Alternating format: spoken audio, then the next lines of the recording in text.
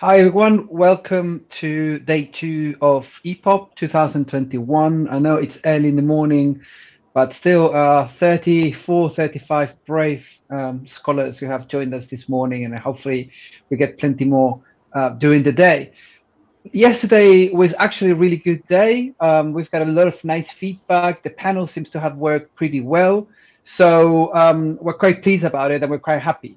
Today, I'm broadcasting from Queen Mary, where we all should have been in the beginning. Stein is also here next door in the other office.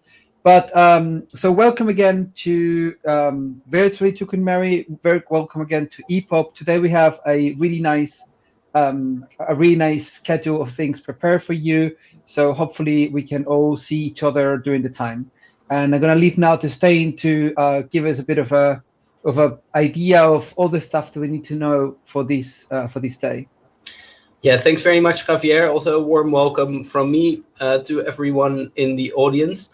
I'll just introduce our team again for that you know who to speak to when you're in trouble, when you encounter technical problems. Next to this academic convenership, so Javier, myself, Stijn van Kessel, and Xenia Northmore Ball, who will give a little bit more of an overview of the program of today after me.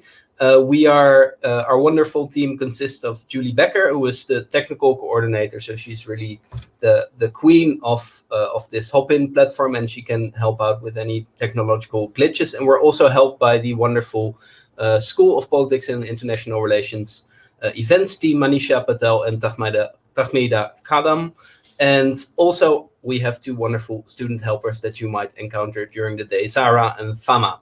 So if you're running into any issues, you can always go to the green room and you will be helped there to get you going again in terms of technology.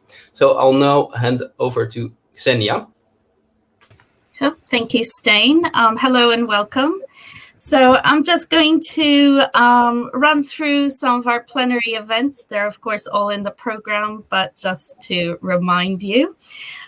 So today at lunchtime, 12:45 to 13:45, we have the EPOP AGM. And then in parallel with the session 7 panels, we have a book launch by Herman Schmidt, Paolo Segatti, and Kees van der Eyck. And it's about, the title of the book is The Consequences of Context, How the Social, Economic, and Political Context Affects Voting. And then we have, at the end of the day, we have our keynote book launch at 17:15. And that is a book on the British general election of 2019 by Rob Ford, Tim Bale, who's with us at Queen Mary, Will Jennings, and Paula Surridge. And so that is all for our sort of official plenary events. All of those you can watch by going to the stage function here. You can see it on the left. And then also, of course, we all wish to see each other in person. So for those of you who are in London today or in the London area, we're going to some of us will meet informally for drinks afterwards. So if you're interested, drop a line to Javier and Florian Fuss, actually, who's sort of leading the organization of that. So please feel welcome to drop in. The drinks will be near Queen Mary. Javier, do you remember the name of the pub? Yes. It's going to be in the Blind Beggar. Yes. That's on Whitechapel. It's an historical pub where the Cray brothers used to conduct the business, the famous London gangsters of the East End. Yep. So get in touch. This is informal. You can just drop by and things like that. All right. It's 9:30, so I think we can make start with this lovely panel. It's called Voting 2, and all the papers will be about voting and voting behavior. So all the presenters are here on the stage, if I'm not mistaken. So Carrie, Giorgio, Raul, and Ashley. I hope I pronounce all names correctly. And the first paper on the list is the one of Carrie, which is Social Influencers, How Partners, Friends, and Family Influence influence vote choices. So I would say you have about 50 minutes, but yeah, we're with 4 papers and we have 1.5 hours, so we're a bit flexible. But maybe 50 minutes is good to give the audience a chance to ask questions. And you can do that via, if you don't know already, via the Q&A function on kind of the right-hand side of the screen. And you can also use the chat, and then please use the session chat, not the event chat. Okay, so Carrie, I can give the floor to you if you'd like to. Great. I'm going to share my screen now. This will look quite jazzy for a second, and then it hopefully will skip to my presentation nicely. I'm going to switch off my camera, and the others can do that also, but you're free to leave it on.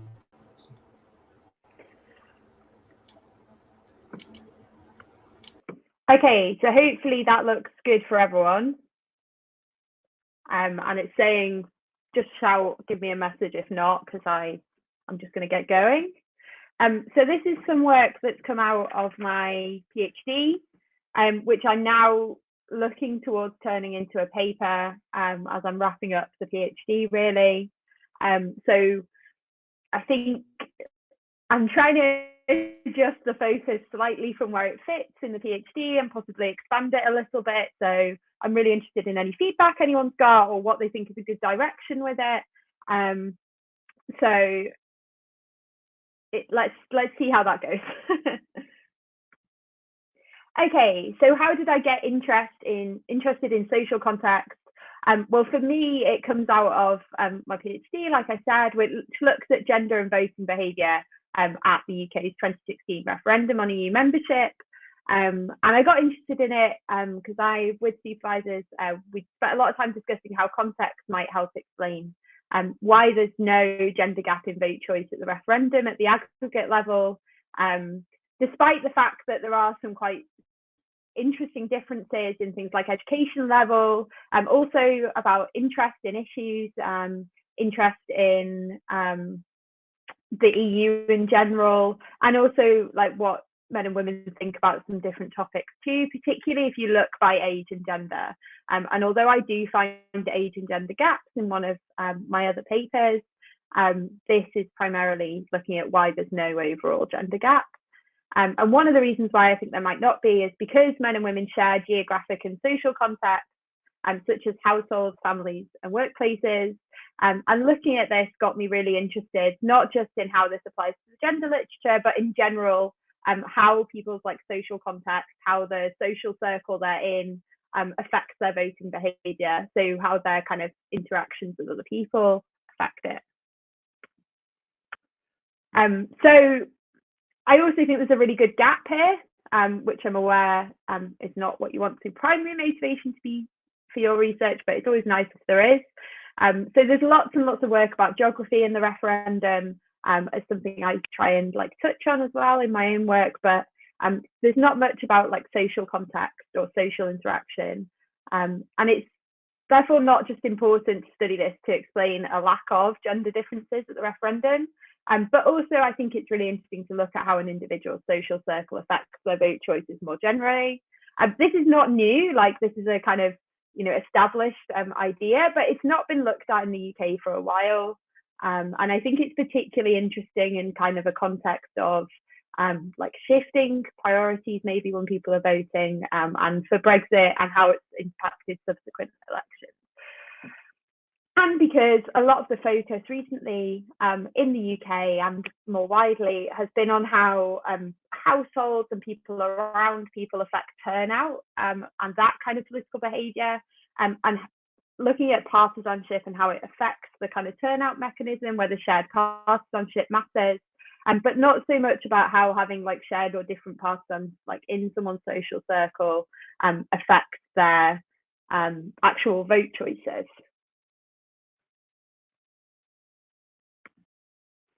Okay, so why do we think people might influence one another in their vote choices? To me, it seems quite obvious. Individuals talk. They talk, maybe even if they don't talk directly about politics, they might talk about local issues. They might talk about issues with their job. They certainly might talk about issues with schools or hospitals or things that are happening locally to them. And also, we watch a lot of news. We discuss that in our families, with our partners. So I'm kind of keen on this kind of idea of like political discussants, and that these ideas that are like quite common previously in the literature and how that applies now. So we have these kind of like famous phrases like people who talk together vote together. Almost every paper can't resist quoting that one. And conversion by conversation as well. And we find lots of previous like high levels of kind of within household agreement on vote choice, and lots of kind of geographic neighborhood effects. And obviously partially this is because people live with people often that are similar to them, but also I think it's because people discuss politics with one another, and through their conversations with people around them, you kind of test out your political views, you gain new information about politics, and generally you kind of learn things that are going to be useful to you when you try and vote, if you try and vote. And it's also about information spread, and some people are more likely to be like primary influences on your kind of politics than others. So person's spouse is the person they're most likely to discuss politics with, or members of the same family. I've not put it here, but we also know that there's lots of within family influences. Mothers are very influential on their children's political behaviour. And there's no kind of solid evidence of any gender differences in who influences who. I've just kind of added that in there because it's partially what I'm interested in. But it seems that most of these processes are of kind of a mutual influential process. And obviously when you talk to someone, it might make you more robust in your own views, or it might make you more likely to agree with them. But in general, it seems likely that people are receiving political information through the people they interact with, and that's likely to affect their voting behaviour. And we already know at the referendum from previous research that women were more likely to have received their information on the referendum through family and friends, and men were more likely to discuss with colleagues. So there's interesting patterns happening in terms of who you talk to. This will also be strongly affected by age, which we know is really important at the referendum and in like British political life generally now. So I'm kind of interested in not just who people are talking to and how that's affecting them.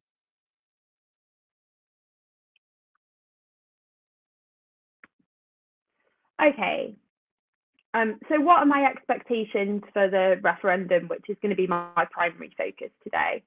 So I got interested in how an individual social circle influenced their vote choices, like I said.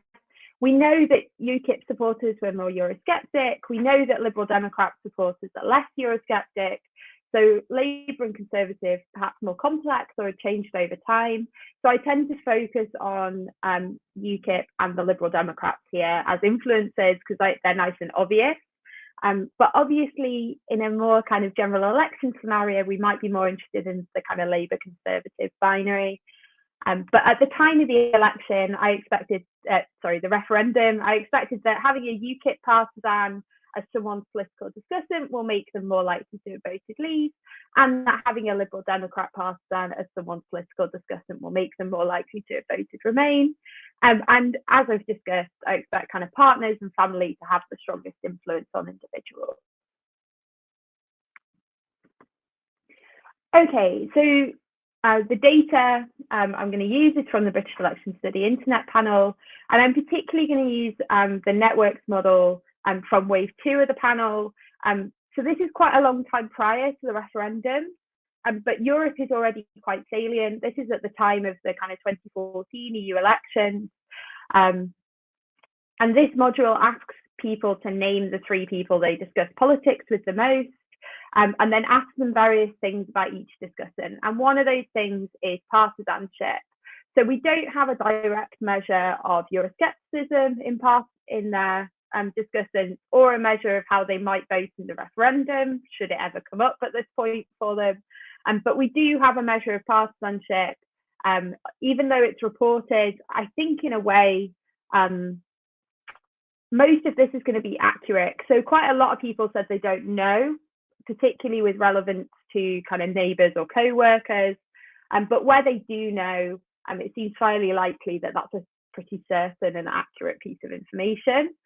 And I picked this wave too. So firstly, because the discussant module is only available in certain waves, I wanted it to be prior to the referendum and vote choice. And I set a nice high point of UKIP support so you can pick up plenty of Eurosceptics in the data. So the methodology is starts with a really nice, simple model. So it's looking at the individual level. It has a kind of standard binary logistic regression. I exclude people who said they didn't vote or that they didn't know how they voted. So it's just 0 as remain and 1 as leave. And vote choice of the individual themselves is taken from wave 9, which is the immediately post-referendum wave. And all the models have really substantial individual controls, which is one advantage of using the BES for this. So you've got gender, age, education, ethnicity, religion, working status, occupational class, people's position on the left, right, and authoritarian libertarian scale, and really importantly, their own attitudes towards the ID and EU and their own party ID if they have it. So I'm quite confident. I'm open to other suggestions of other controls that might be important, but I'm pretty happy that I've got good controls that make any influence nice and robust. So it's not just about similarity between people.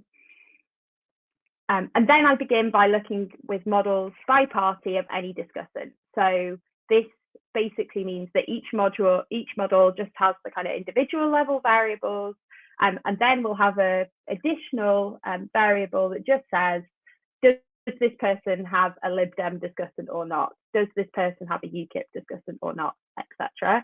And at this stage, I do look at Labour and Conservative as well.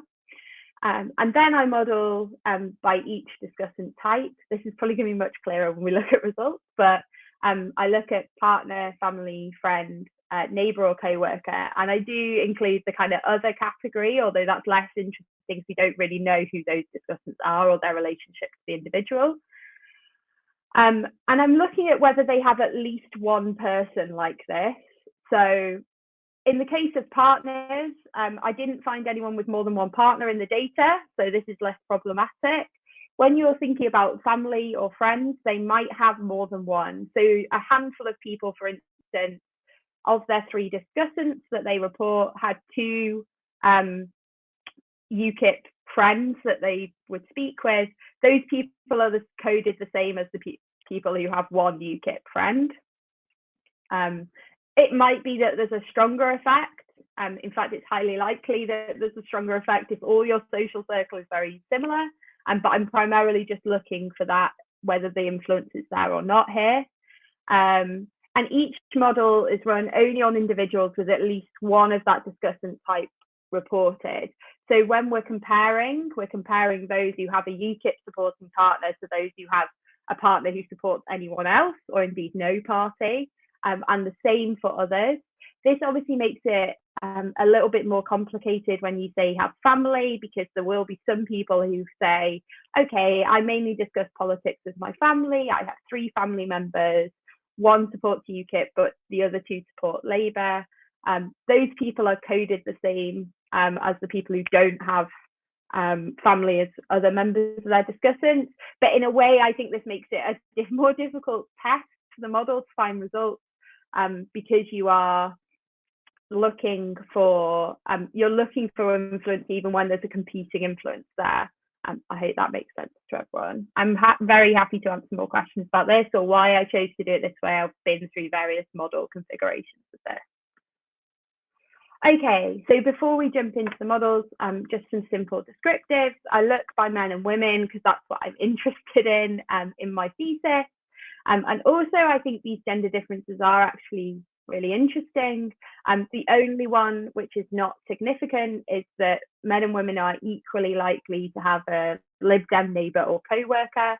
And you can see that although these are quite small groups that I'm looking at in terms of people who have UKIP or Lib Dem supporting people within their social circle and know about it and can report on it, and it's one of their 3 main political discussants, they're still kind of a substantial number. And also we can see quite markedly that for both men and women, the partner again is the person you're most likely to discuss politics with. Then it gets a bit more interesting. Men are more likely to discuss politics with friends than other family members in this data, whereas women are more likely to discuss with family, as kind of in line with previous expectations. And that's kind of interesting when we think about the dynamics by party as well. So when we look at women, we can see that they're more likely than men to have a UKIP partner, although it's not massive difference. And men are much more likely to have UKIP friends. So when we're thinking about who they're interacting with and which effects are strongest, this is going to be interesting to keep in mind.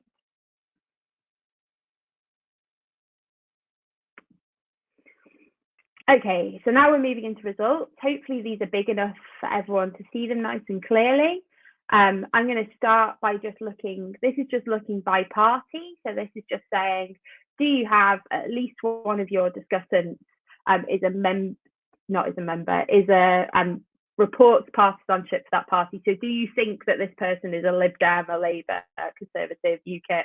And obviously there's plenty of people who say, I don't know, or there's no people like that within my social circle.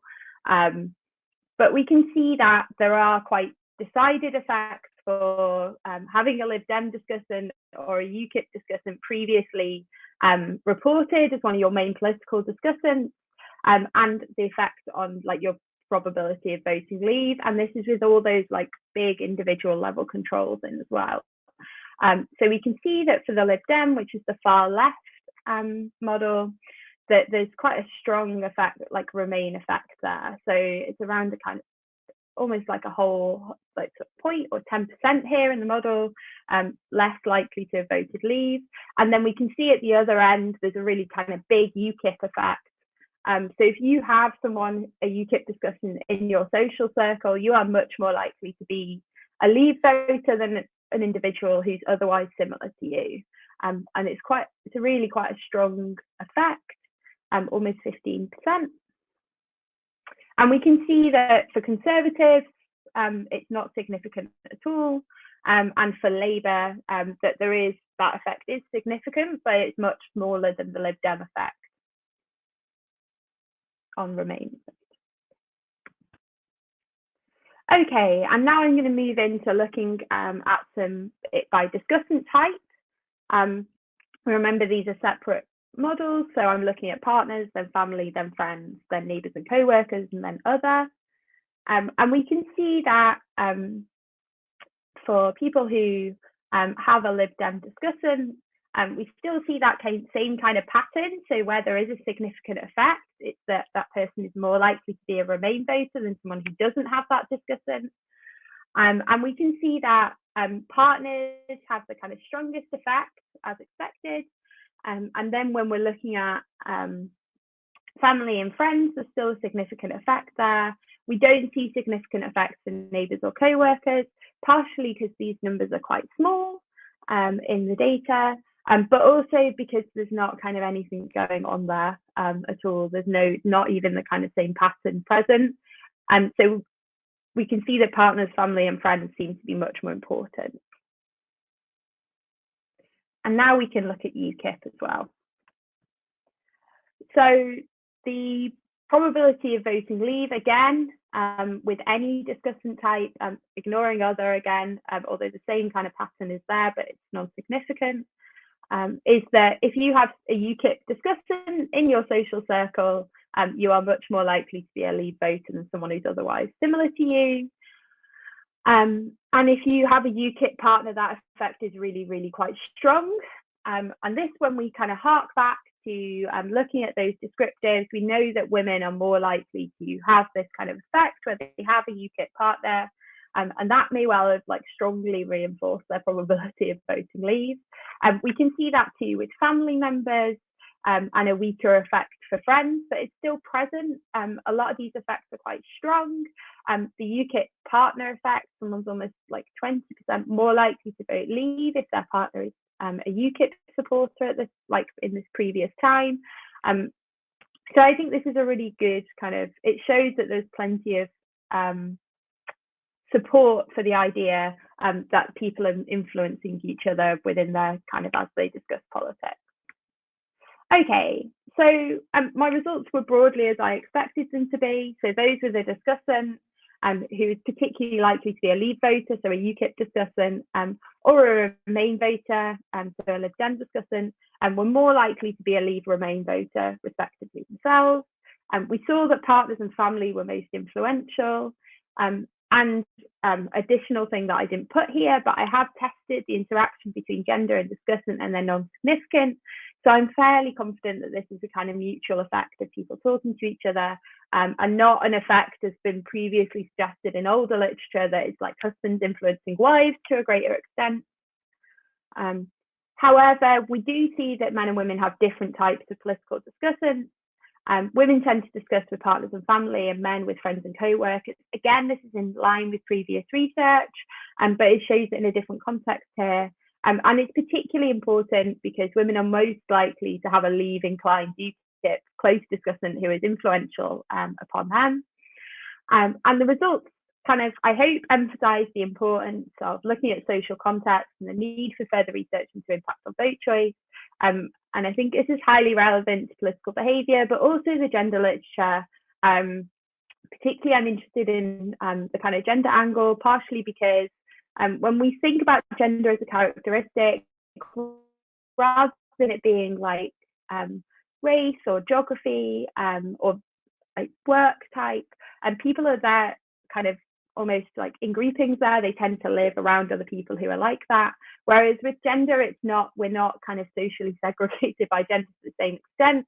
Perhaps people are more likely to have friendship groups that are within their gender, but people's households tend to be gender mixed. And this is one way in which gender effects might be dampened, or that interaction is particularly important for stopping there being big gender divides in politics. Okay, so the reason why I'm presenting this partially today is because I'm thinking about what the best next steps are to take this from being part of my PhD research into a nice paper. I'd like to add 2017-2019 election analysis at some point. I think that might be interesting to tease out how Labour and Conservative matters and how that changes over time. I'm interested in. And we can use the networks module that's been repeated in other ways of the BES to confirm results or to test it at these new times. And I also have some analysis I've already done where I look at the difference between households and particularly partners who cohabit in households versus single individuals. And for that, I use understanding society. That means that in understanding society, as well as looking at it's not just about reported discussants.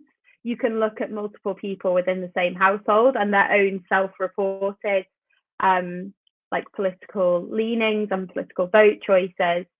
So I use that in one of the other chapters of my PhD, and that is a potential thing that I can combine with this or keep separate. So I'm interested in what people want to add to this.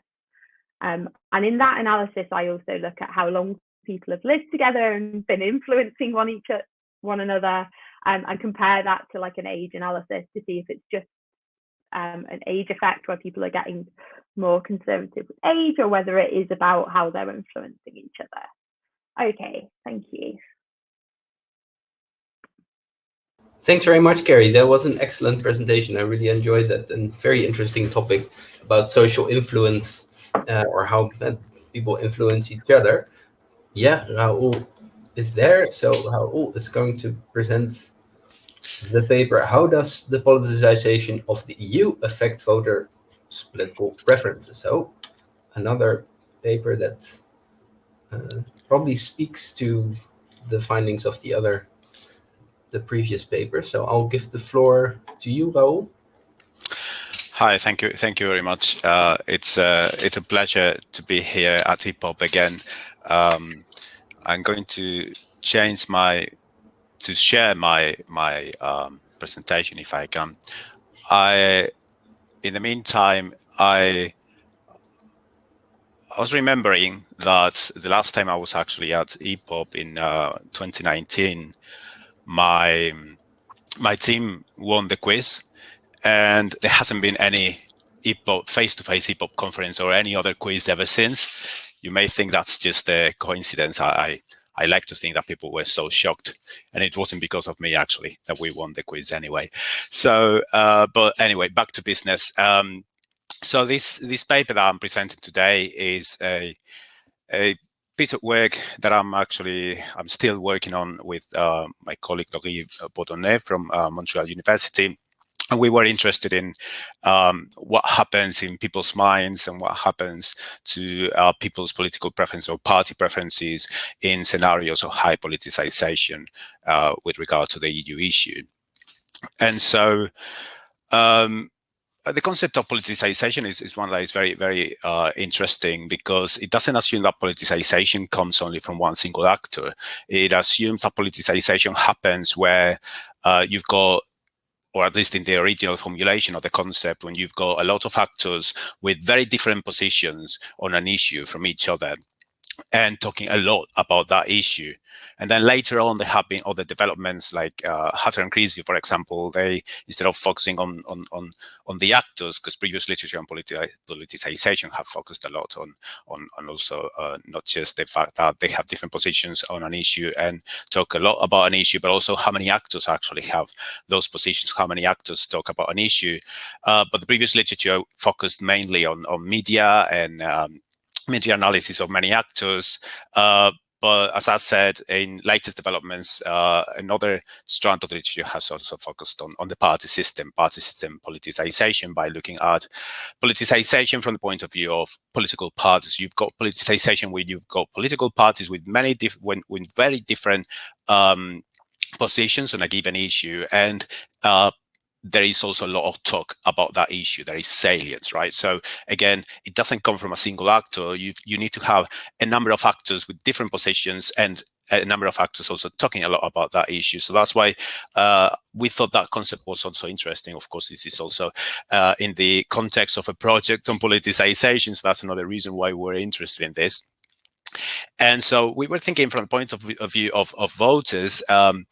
So thinking about political parties and voters' preferences for political parties, we're thinking, well, who benefits from a scenario when you've got a lot of politicization going on? And so it's not, even though this has, to the best of our knowledge, it hasn't been looked at directly, we have some clues from the literature, from the existing literature.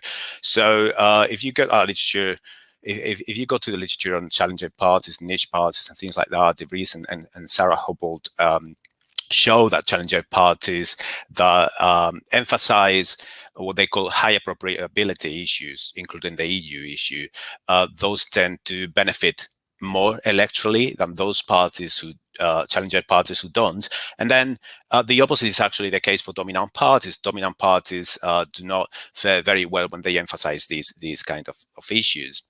And then you've got Megrid as well, who indicates that niche parties actually benefit from an adversarial strategy from mainstream parties. And she defines this as mainstream parties basically engaging in a debate on a given issue with niche parties, but from the opposite flank of the political spectrum.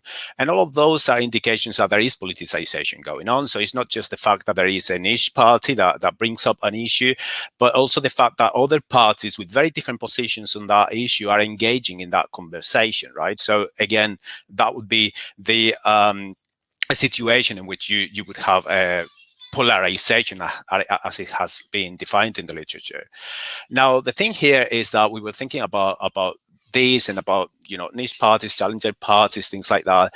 And we were thinking, well, this is not related to De Vries and Hobbold's definition of challenger party, because when they talk about challenger party, they're talking about something else. But we were thinking about who really is a challenger when it comes to the EU issue. Is it parties that have, so the parties that are interested in talking about this issue are parties that have very different positions on the issue normally, right? So is it Eurosceptic parties and Europhile parties? And so do both of them benefit from talking more about this issue? So the parties that actually polarize the issue and talk a lot about the issue, when the issue gets talked about by other parties in the party system overall, they're going to benefit from it. Is that the case? or is it only Eurosceptic parties? Because it's actually very difficult to argue that Europhile parties are challengers in this regard. So when you talk about very Europhile parties, Green parties, other parties that are really, really Europhile, and they also like to talk a lot about the EU. It's difficult to think that these parties actually challenge the status quo, right? Because even if they may have different opinions about integration, right? So they may want a different kind of pace for integration. They will probably want much more integration, even a federalist kind of model for the EU. But at the end of the day, they're not challenging the fact that there is an EU. They want the EU to exist. They just want more of that, right? So it's difficult, again, to think about Europhile parties as parties that are really challenging this issue. And so that means that it's probably, when it comes to the politicization of the EU issue, it should probably be only Eurosceptic parties benefiting from the politicization of this particular issue. But then you've got, for example, other scholars like Carrieri, who argues that, well, it's actually probably both, because when he looks at issue voting, he says, well, protest parties benefited from EU issue voting in 2009, but not in 2014. 2014, he claims, it was the opposite. There was a Europhile backlash, as he calls it, with Europhile parties mobilizing voters against Eurosceptic parties and against the threat posed by Eurosceptic parties that had become more successful in the previous elections. So there are different points of view here, and we just wanted to test those two hypotheses, really. So the first hypothesis we wanted to test is if the systemic politicization of the EU, which is party system politicization of the EU issue, increases support for parties with extreme positions on the EU, so both very Europhile and very, very Eurosceptic parties, or if it increases support for only Eurosceptic parties, but not for Europhile parties, right? So we wanted to test those two plausible hypotheses. And so... Raoul, sorry, can I interrupt? I'm not quite sure. Are you intending to show slides? Because we don't see slides. Oh, sorry. Okay, so I've been talking about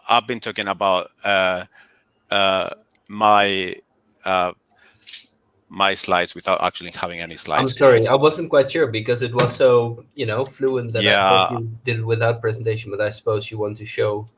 I do. The problem is that I had this problem yesterday and I got to solve it, but it doesn't look like it's working again. So I'm just going to go. I might have your presentations. Did you send your presentation by any chance? Yeah, it's just I changed a couple of things, so I don't know if.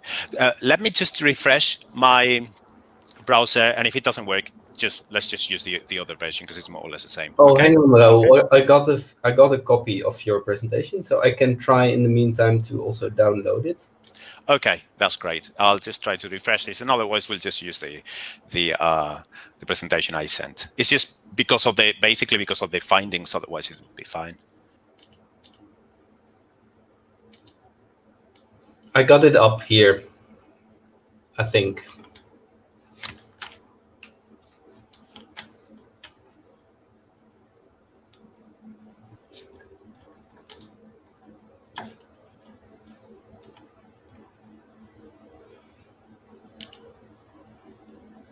Right, so I'm going to try with mine, and if it doesn't work, and it doesn't seem to be working.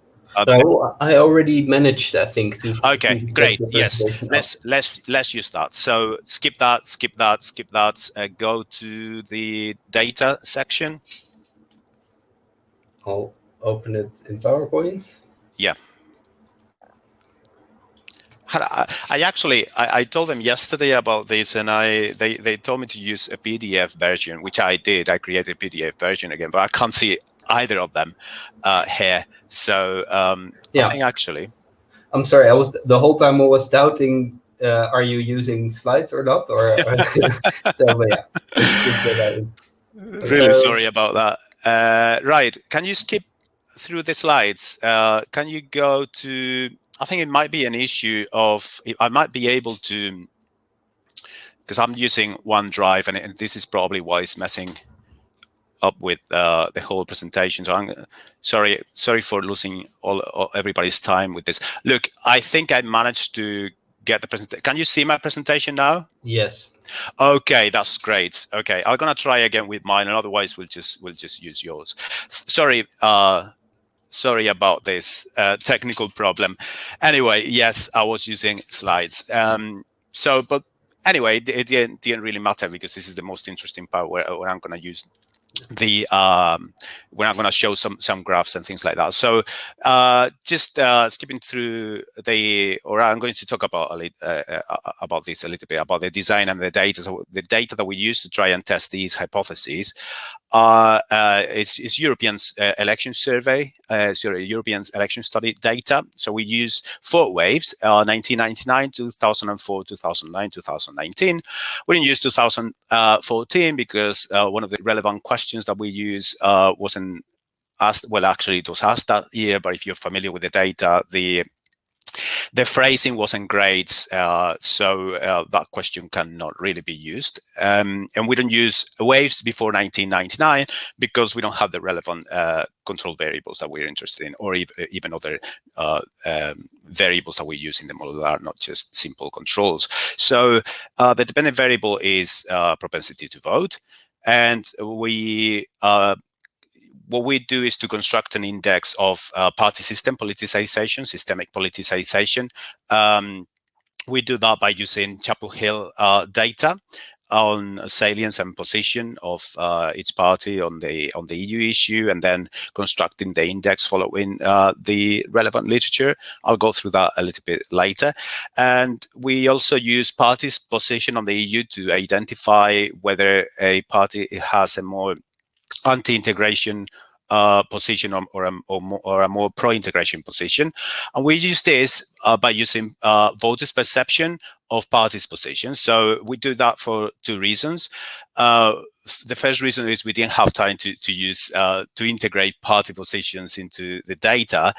The second reason, actually this is the first reason, is that from my point of view, it is much more interesting to use the voters' perception, because that really taps into how voters see parties. It's not just how somebody else says a party is, but how voters see parties. So that's why it's a much more interesting variable from my point of view to look at what voters really think about parties. And so we look at that. We look at parties' position, and then to look at one of the hypotheses, we compute extremism by looking at the distance from the centrist position on this scale, which is basically 5 on a 0 to 10 scale.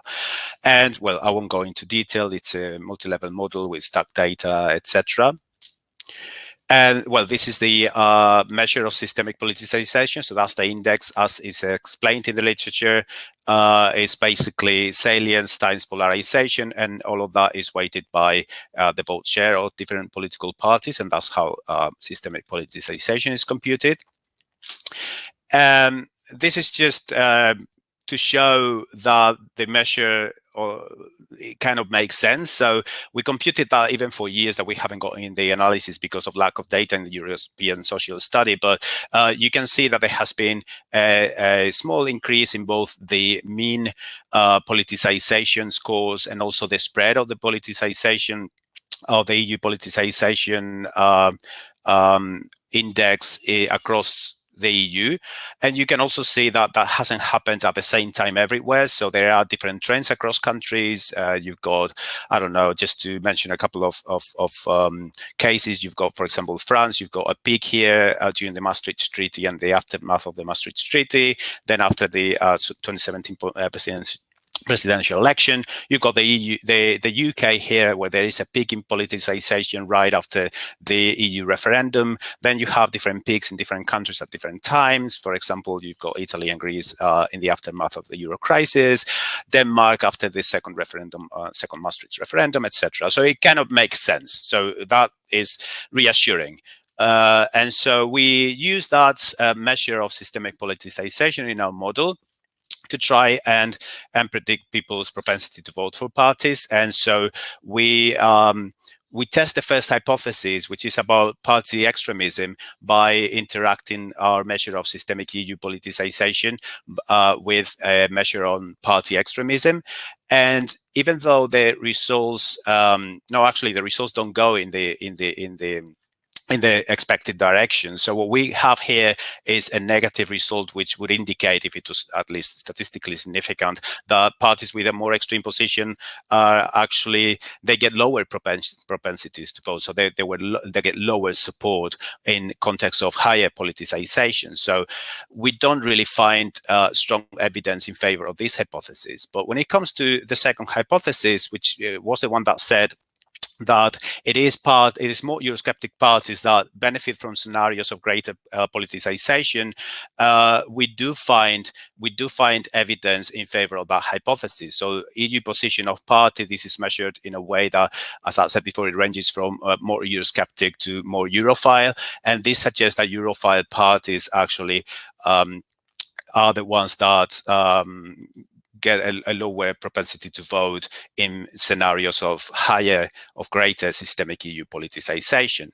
This is the total effect of that interaction, and you can see here that this is the effect of systemic politicization. So when you increase systemic politicization, you get a positive effect for the more Eurosceptic parties here, but for the other parties, for parties with a moderate position and parties with a more kind of Europhile position, there is not a clear significant effect. So that is not statistically significant, which is indicative probably that there is a mixed bag here.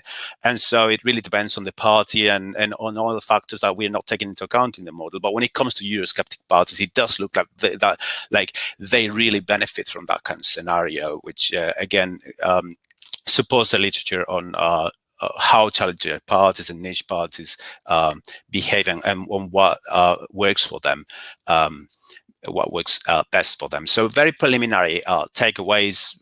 Well, this is just a summary. We do find an association between EU politicization and voter support for Eurosceptic parties, but it's not so clear that that works for Europhile parties. Now, we have this issue with, which is anyway an issue that you always have when you have got survey data and you do survey analysis, this issue with endogeneity, reverse causation. That issue is always there, of course.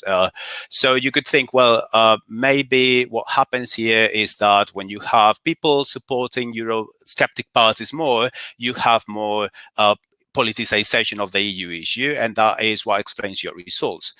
And whilst I think that might explain a little bit of the result, I don't think it explains the whole result, because, as I said before, in order for you to have politicization the way that this is measured, you need to have not just Eurosceptic parties talking about the EU, but also Europhile parties talking about the EU and engaging with other parties in this kind of discussions. You need a lot of parties talking about that, and unique parties from very different positions. So I don't think this is just an effect of the existence or the greater support of Eurosceptic parties. I think there is something going on here. But in any case, this is just work in progress. So any feedback will be appreciated. And I'm really, really sorry about the technical issues. I hope that didn't bother you too much. So thank you very much. Very much. Well, it's me who should apologize, because I should have interfered earlier. But you were talking very well, and I thought maybe you're doing an old school presentation. But you're just being polite. we got the slides with your results. Very interesting results indeed. So maybe there are some questions later. Please pop them in the Q&A if you have any. And again, apologies to everyone for not interfering earlier. We can, bring everyone perhaps back on the stage. So yeah, I'm bringing people back now. So thanks for excellent presentations. I have 2 questions in the Q&A. If you like, I can also give you the floor. So I have 1 question from Chris Butler and 1 question from Ralph Scott. I think you can request joining the stage. If not, I can just read out your questions alternatively. I can read them for them if they want. Okay. Yeah. I can say what it's the question and then answer it. I don't get any requests, so I presume that maybe that's best. I can read them out. So they're both for Carrie, in fact. So Chris Butler asks, great presentation. Will the BES networks modules allow you to look at how changes in discussants over time change voting behavior? So to an extent, yes, in that I think I will be able to see whether people who've remained on the panel, so there's obviously quite a bit of panel attrition from wave 2 to kind of where it's next asked or when it's asked now. I think it will probably be easier to look at whether people's patterns of discussants have changed.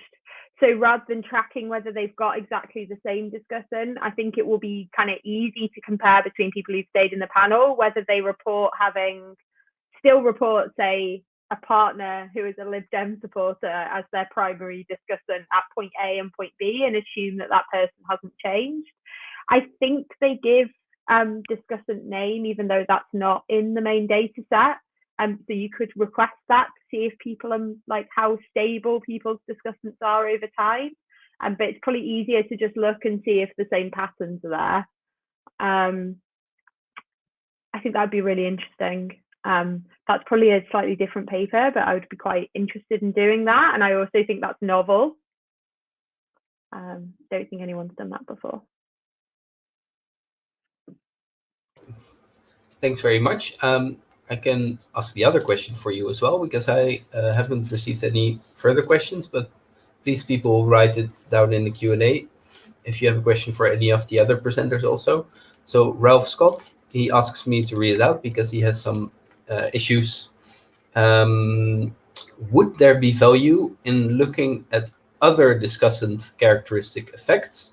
I'm thinking how class or education disparities might modify the effect. My answer to that is yes.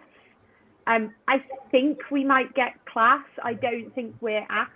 It's asked in the BES what education is, but that would be quite interesting to put a request in for future runnings of this question.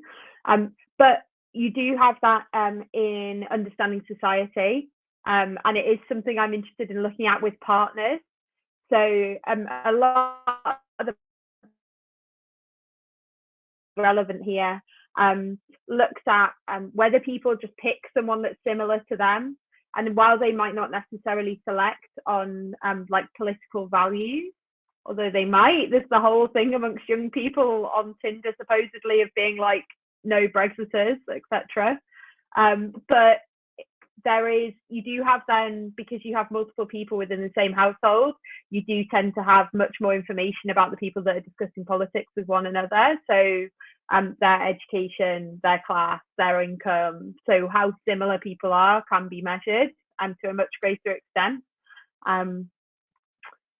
Yeah, it's more difficult with general discussants because people might not know to a lot greater extent as well. So even if you chat about politics with someone from work, you don't necessarily know. You might know it's likely that they're degree educated, etc., but you don't necessarily know that they are.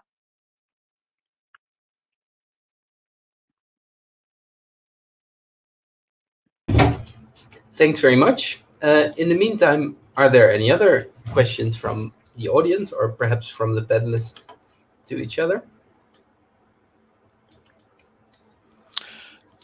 Can I ask some questions to the other presenters? Of course. Right. So for Carrie, this is a very tricky question. So it's just about, obviously there is an association there, but I was just wondering, as always, about causality, about is this a selection effect or is it an impact of discussion? So I know it's very tricky, but what would you say about that? I think it will. This is one of those things where I think we have to separate like ourselves from like the general population. So I don't think the general population discusses politics often enough, etc., that they're going to select based on political, they're not going to select their friends based on their political leaning very often. obviously that will happen if you are a party activist and you go to party activist meetings and then you meet with other people who discuss politics and you're very into that. And, you know, I know people I went to university with that met because they were both interested in the same politics and are now married to that person, etc. But I think that's probably because we were all there doing politics degrees, right? I think for the general population, especially within things like workplaces, it's much more likely that you are going to end up discussing politics with people who don't necessarily agree with you, and within families, because you have a big generational difference there, right? So you're going to come up against different views quite a lot, and it might make you kind of consider and sort of moderate your own views. And it's also not, it's not just about people saying like vote Labour to you or vote Conservative or vote UKIP. It's more that I think the kind of discussions people have with each other about, say, like when an issue comes up on the news or a topic kind of becomes like widely discussed from kind of not much, like a bit like the EU issue at the time of the referendum, for instance, it became much more salient. Then I think how people digest their political information is going to be really important from other people. And I'm sure there's a little bit of selecting for people who are similar to you, and therefore you end up with similar political discussants. But I'm quite confident in the results because of how large they are. So even if there's some kind of like selection effect going on in there, I think that's probably not true of everyone. And also because I've got such substantial individual kind of controls in there, what I'm really saying is, okay, let's make two people otherwise similar, and then let's say that this person says that they're like one of the three people they discuss politics with most is a Labour supporter. What happens then? I think that kind of moderates for any. I've played with different ways of doing this. I've played with just looking at the person named first, and I've played with different ideas. I think Chris's idea about like change over time might help with that. You can take people from different points in the panel, and also that I'm trying to like not just say what happened directly at the referendum, but who were your discussants in the past, and like how have your opinions to the EU been like shaped over time by who you're discussing with. So hopefully that helps, but obviously there's always the problems that you always have with survey data. Thanks. I just want to say, yeah, I think you're completely right. I think it doesn't invalidate your results, but maybe, for example, when it comes to selecting a partner, it might play a more important role, and that's the largest effect that you see there. So there might be both mechanisms there. Yeah. I had two other questions if nobody else has questions. One is for Giorgio and the other one for Ashley. So I don't know if George is still there, so I might as well skip it and ask it a bit later. So yeah, he's there. Okay, hi there. So I was just thinking about. So I don't know, maybe I didn't see that slide very well, but I had the impression that voters who already knew the party's position, there was also a change in their attitudes, and I was wondering if you could explain that, or is it just that I misunderstood the slide? And then for Ashley, can I ask both questions at once? So it's just about that was really interesting, and I was just thinking about. So basically two things. First of all, how do you manipulate the pitch? Is it only to make it higher? Because in that case, it might be that part of the effect has to do with, I don't know, it's just a hunch and I'm just speculating, but it might have to do with the fact that maybe the voice sounds more artificial when you manipulate it. So are you manipulating it to make it both higher and lower, or just to make it higher? And then the other question is, how well does this travel outside Turkey, and do you have any plans about that? Thank you. Thanks. If I may abuse my role to also ask a few questions also to Ashley and Giorgio. Actually, I had the same question to Ashley. I also wondered, in general, if there's anything known about this, like a cultural effect on whether this like these kind of things matter. But yes, I was also interested in sort of generalizability of these findings. And then Giorgio, I might have missed this because I'm kind of multitasking with sort of the general conference platform and this panel. But I was wondering what you said on the final slide about issue voting is not the result of priming, but of learning. But what, maybe you explained this, but what is precisely, can't learning also be the result of priming if parties focus on a certain issue or try to mobilize voters on the basis of an issue? Is that not also a form of learning on behalf of these voters? So thanks. Asli, do you want to go first? Sorry, yeah, of course. Yeah, Asli, please. Of course. First, for Ralph's question, yeah, I actually manipulated each recording to both higher, to obtain both higher and lowered version, and never used the original one. And when I present the recordings to the participants, I always use the same person's heightened and lowered pitch versions in order to isolate another effect that would be coming from voices, other vocal characteristics, like, I don't know, accent or like any other characteristics that might have effect. In terms of coming to general... Sorry, I don't know if I'm the only one, but the sound is a bit patchy. I don't know if I'm the only one, but perhaps it has to do with your headphones. Yeah, maybe I can do like this. Is it better? Not so much for me, but please continue, because it's okay. We can still hear you. Yeah. Is everybody else? Can everybody else hear me clearly? Okay, perfect. And coming to the second question about like cultural effect, actually the voice pitch, the effect of voice pitch on electability studies have been always conducted in the US context. So it's always it always measured the voice pitch's effect in English language. So it's the first time actually that type of study is conducted in another language, in Turkish. So of course there might be some effects coming from Turkish context, and in the future studies I really want to implement this design to other countries and other languages, but the results actually replicates in the Turkish language too. So I hope that would answer your questions. Thanks very much, Giorgio. Quickly on Raul's questions, you do observe like a general increase in issue rates among the whole sample, but not among people that actually knew already before. Actually, the difference, it's really 0 in the German case and 0.02 in the British case, but not significant.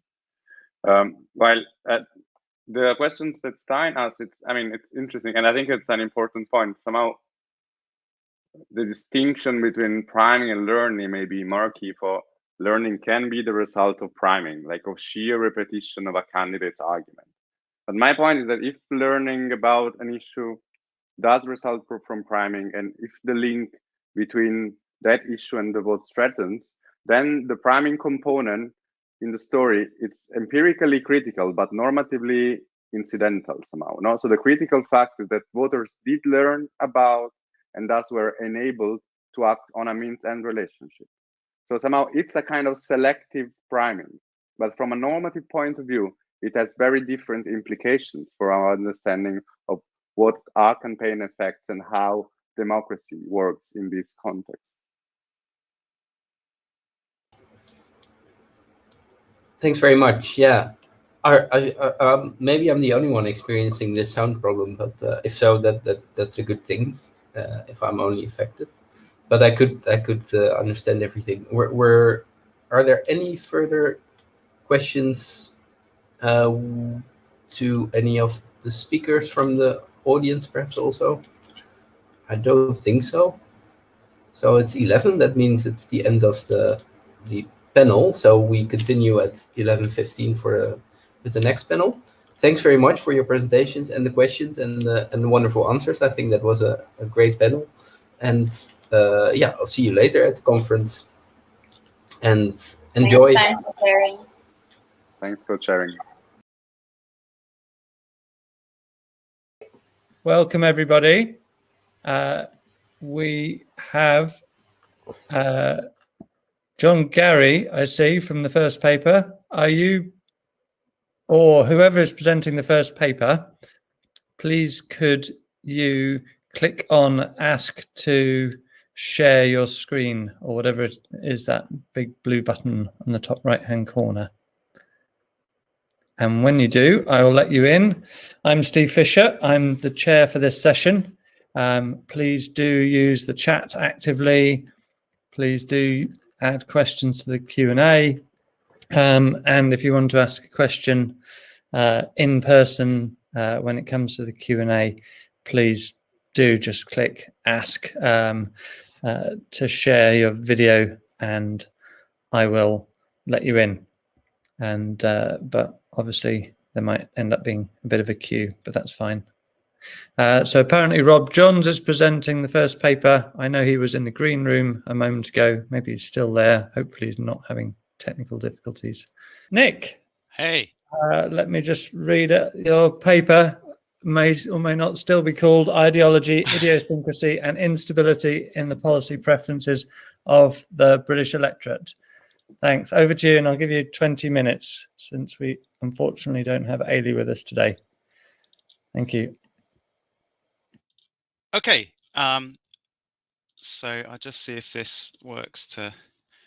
That seems to. I think everyone can see this still. Hopefully. Thanks for coming along this morning, this Saturday morning. This is a paper which is in its early stages. We've kind of had the data underpinning the paper for a little while, but it's taken us a while to get to the point where we can, well, to find the time really to start to do some of the analysis that I'm presenting here. So as I say, it's quite early stages, so comments are very much welcome, and we're still thinking through some of the implications of the findings that we have as they stand, at least. And the paper is motivated by two kinds of broad questions. Do British voters have meaningful preferences on policy issues? And secondly, to the extent that those are meaningful, how much are those preferences shaped by ideology? How much are those preferences ideologically organized? And the reason we're motivated by these questions is because they can help us to understand UK electoral politics generally, and they also speak to kind of debates about the scope for policy-oriented democracy, policy-responsive democracy, electorates' ability to signal to politicians what sorts of policies they want. The answers to these types of questions have evolved over time in the UK in the field of UK election research. So early kind of election study research, such as Butler and Stokes, tended to be quite doubtful of the extent to which British voters had real policy views. And this was a doubt that was shared in US research as well, the sort of key research by Converse.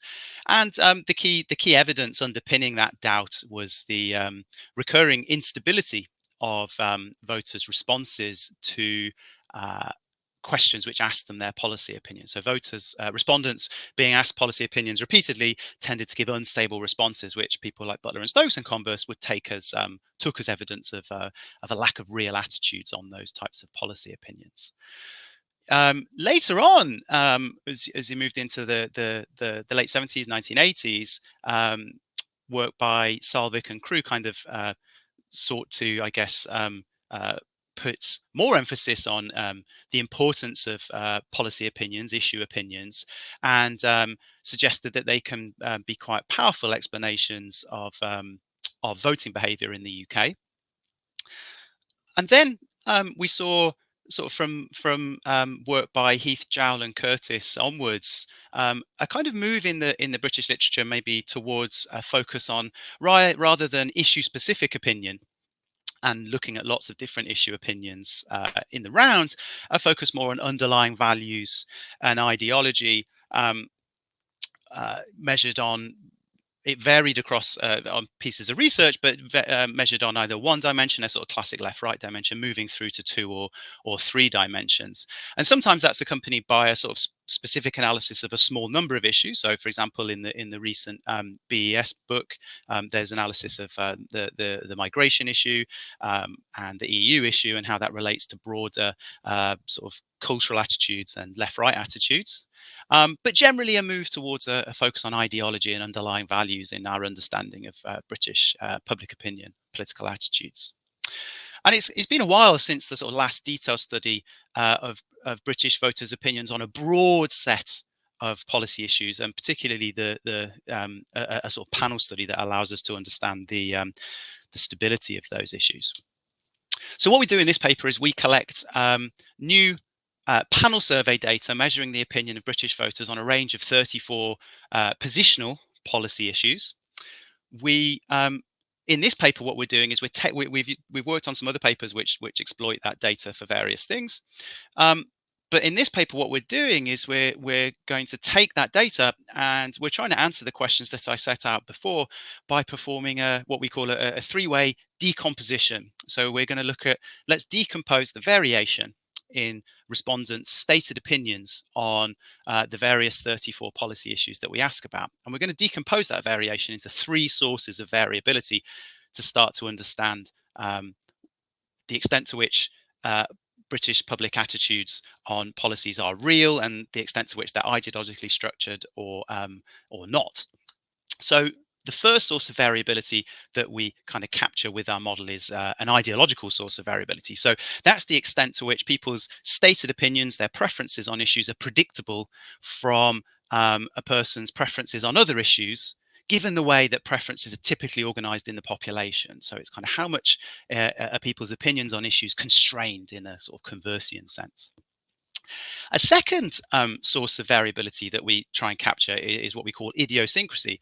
And this is opinions on issues, preferences on issues that are not predictable from a citizen's preferences on other issues. So they're not kind of subject to a common ideological structure that's shared across voters.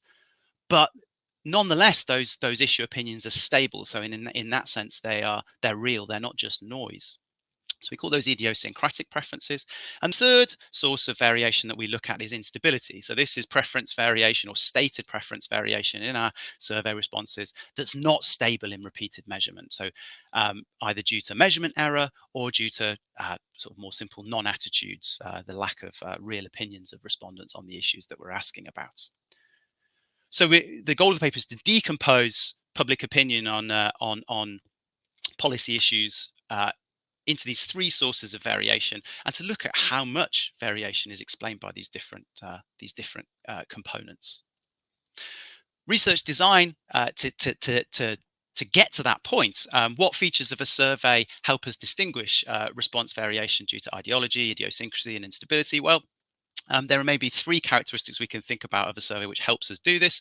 First of all, we want repeated measurements on the same respondents, because this is going to help us to distinguish stable opinions versus unstable opinions on issues, and that's key to that's a sort of key bit of information going back to, as I say, to Converse and Butler and Stokes to understand whether opinions are real or not, or evidence towards opinions being real or not. The more stable the opinions are, the more real we can say they may be.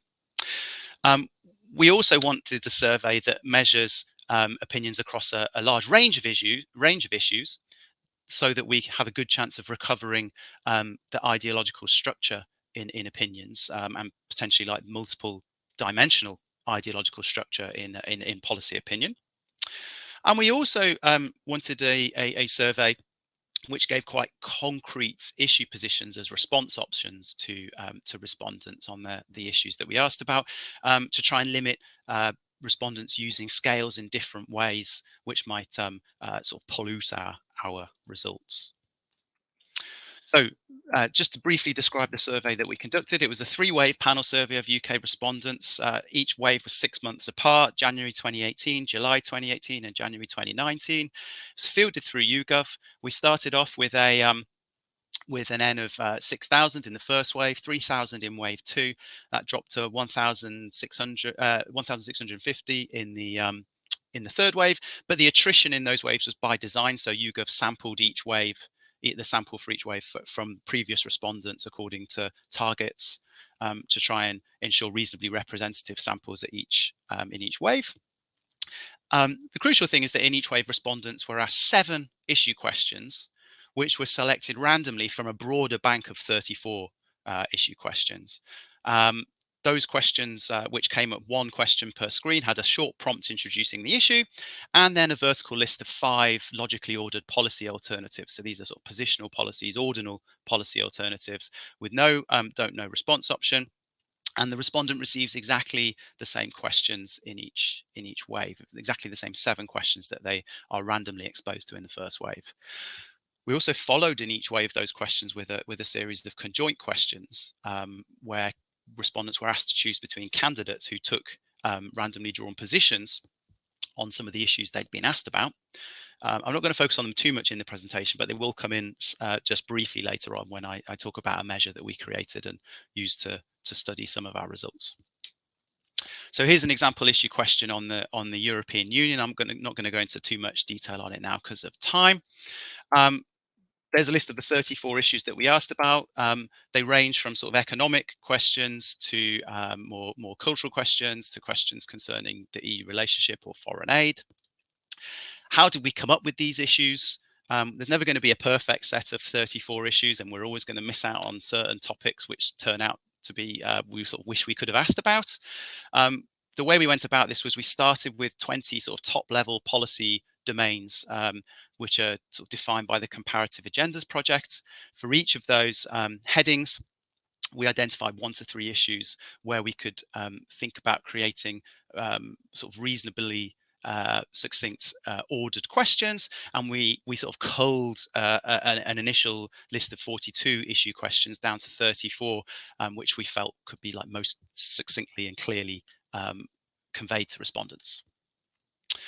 The technical bit, which I'll try and go through in a fairly non-technical manner, we take the issue opinion responses of respondents, and we model them to try and capture this idea of how much opinion variation is due to ideology, idiosyncrasy, and instability.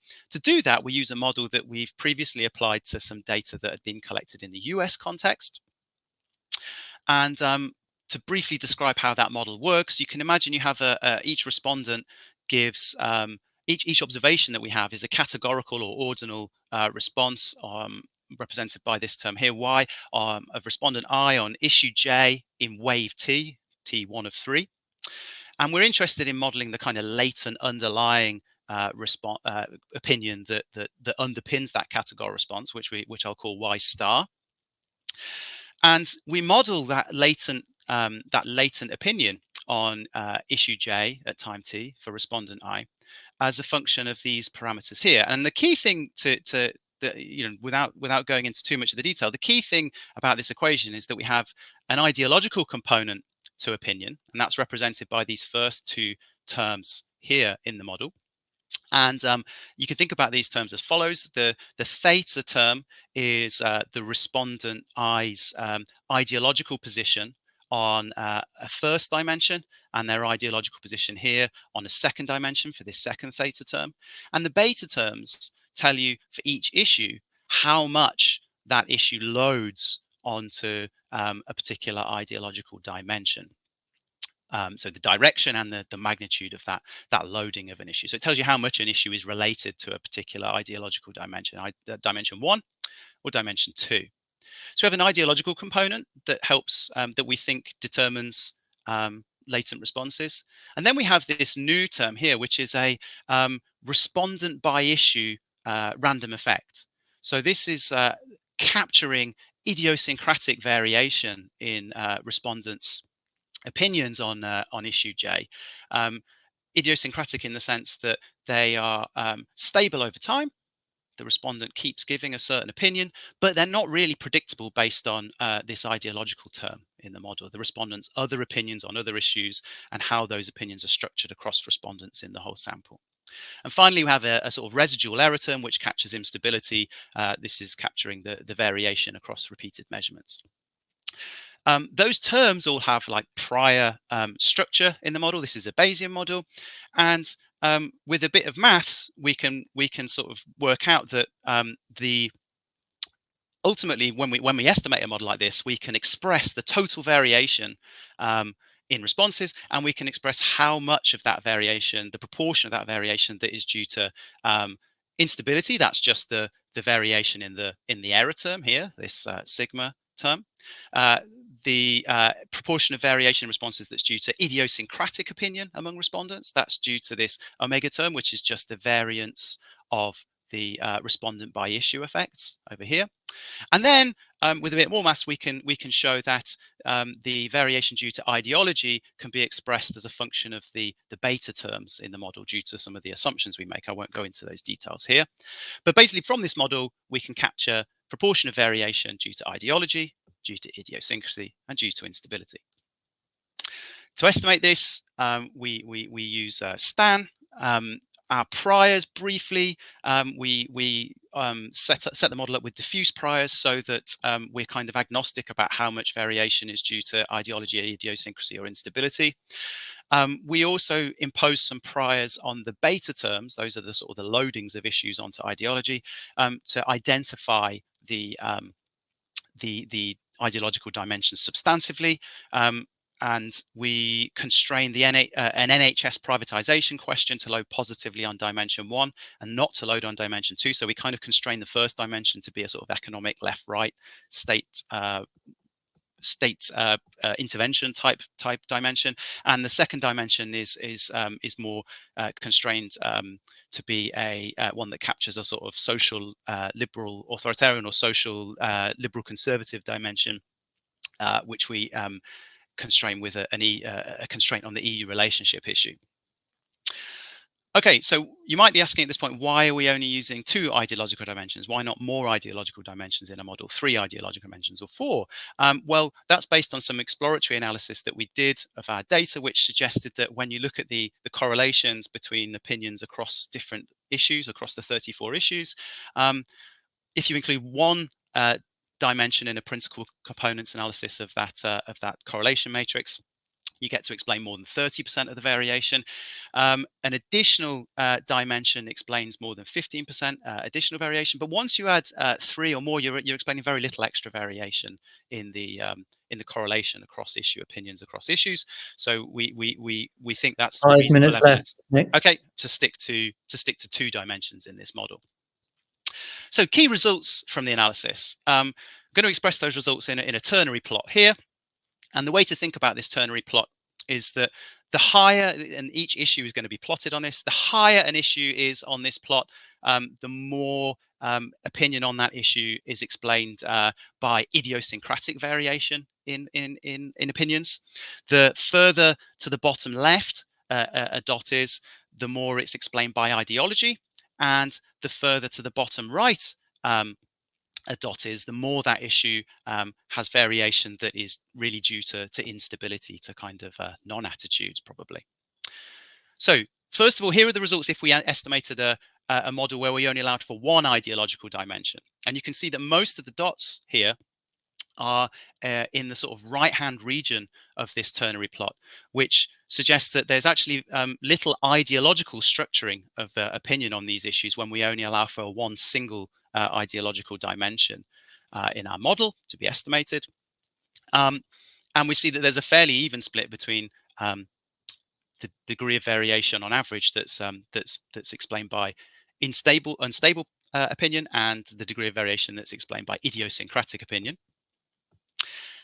When we move to allowing for 2 dimensions, we see that there are a number of issues which seem to have much more ideological structure to them. So, for example, foreign aid, 60% of the opinion variation in that can be explained in ideological terms.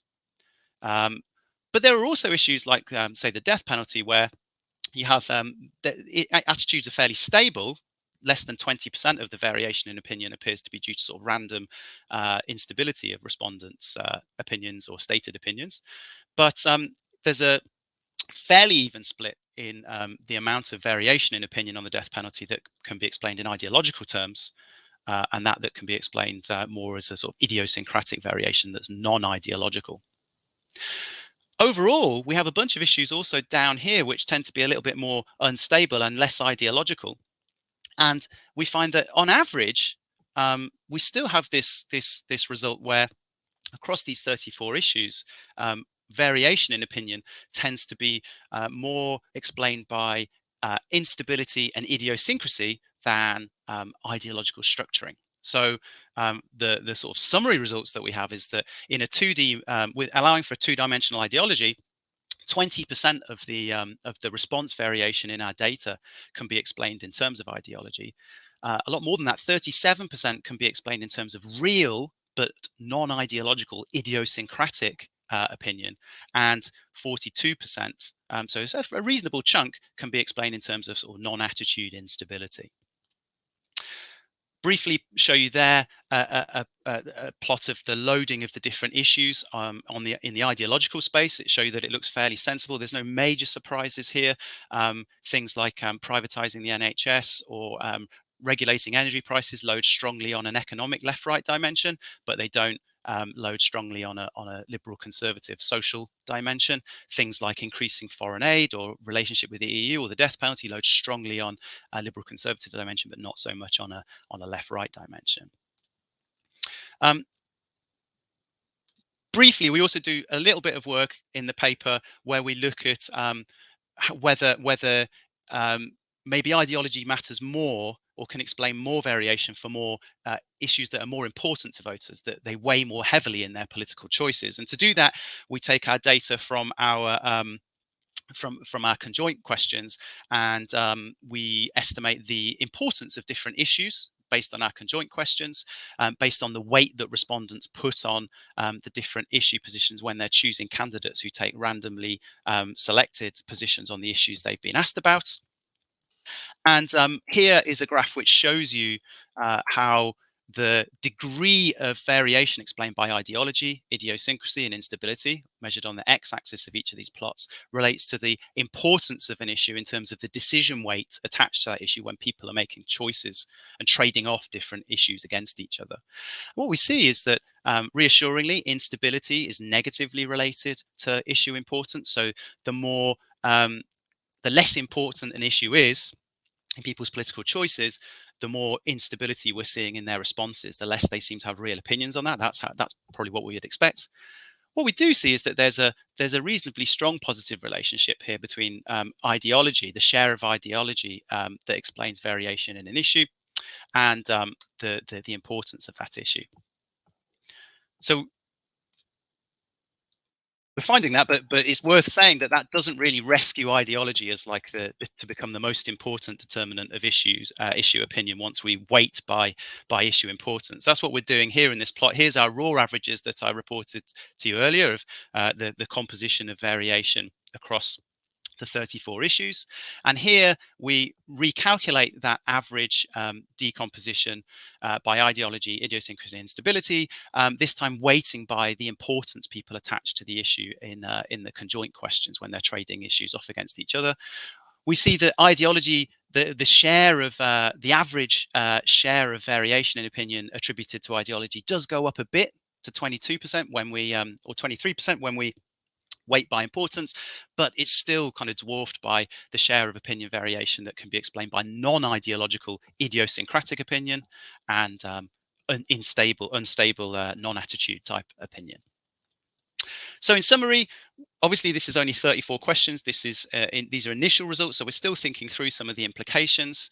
But what do I think the main points at the moment that I take from this are? First of all, this is new evidence concerning the sort of nature of opinion in the British electorate on specific policy issues, on a range of these.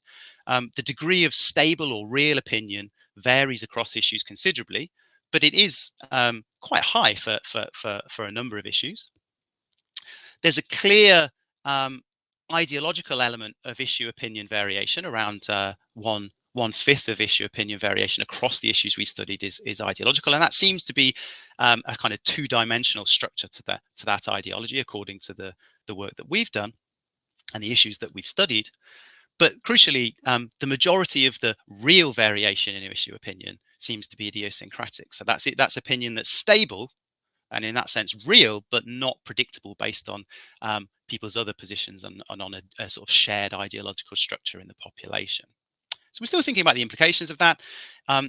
Those results are fairly consistent with what we've found in the US and what Brookman has also found in the US, that idiosyncrasy is an important element of opinion variation. We think it sort of suggests care when we move away from a sort of issue-specific accounts to ideological or value-based accounts of UK public opinion, because there does seem to be quite a large share of opinion which is real but seemingly non-ideological, as far as these results suggest so far.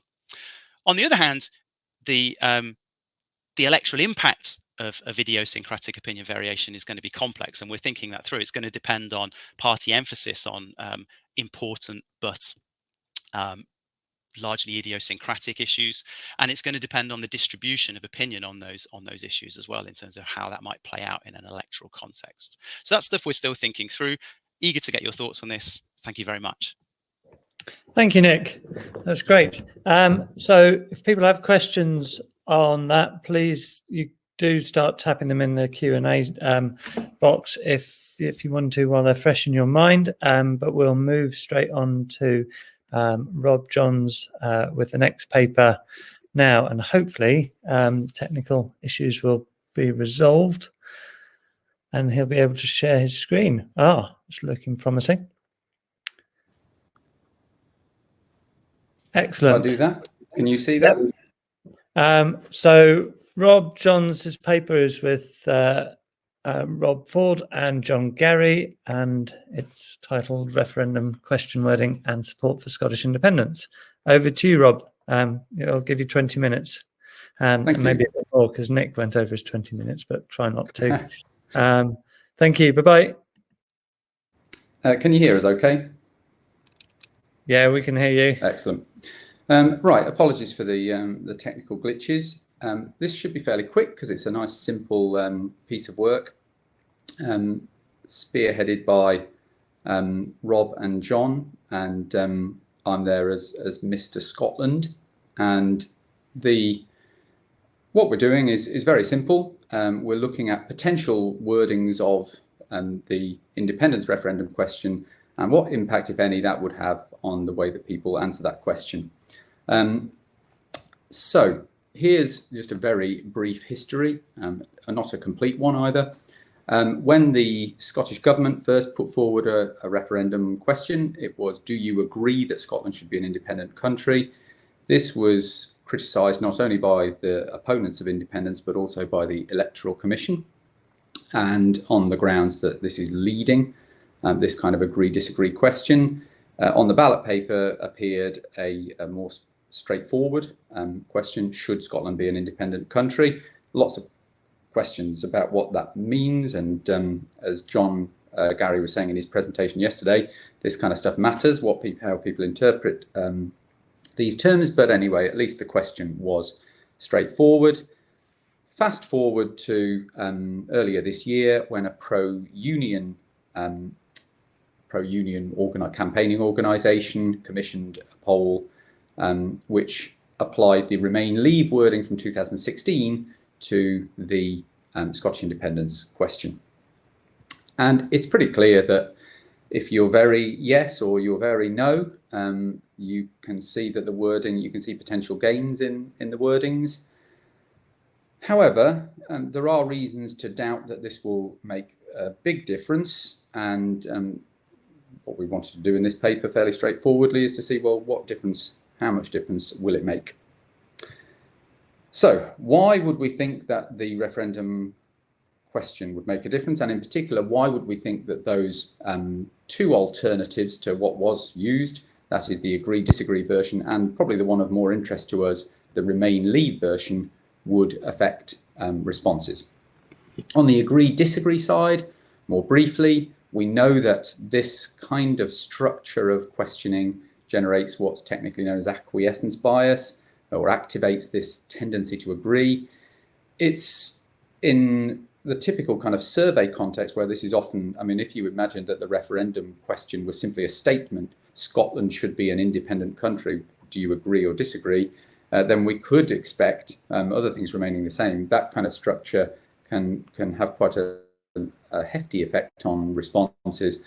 I think if you do it as a question, do you agree or do you agree that, it's likely to be less strong.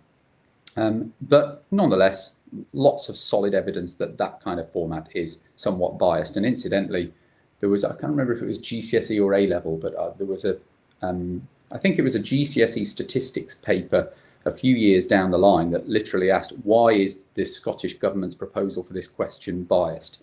So pretty niche, but GCSE statistics.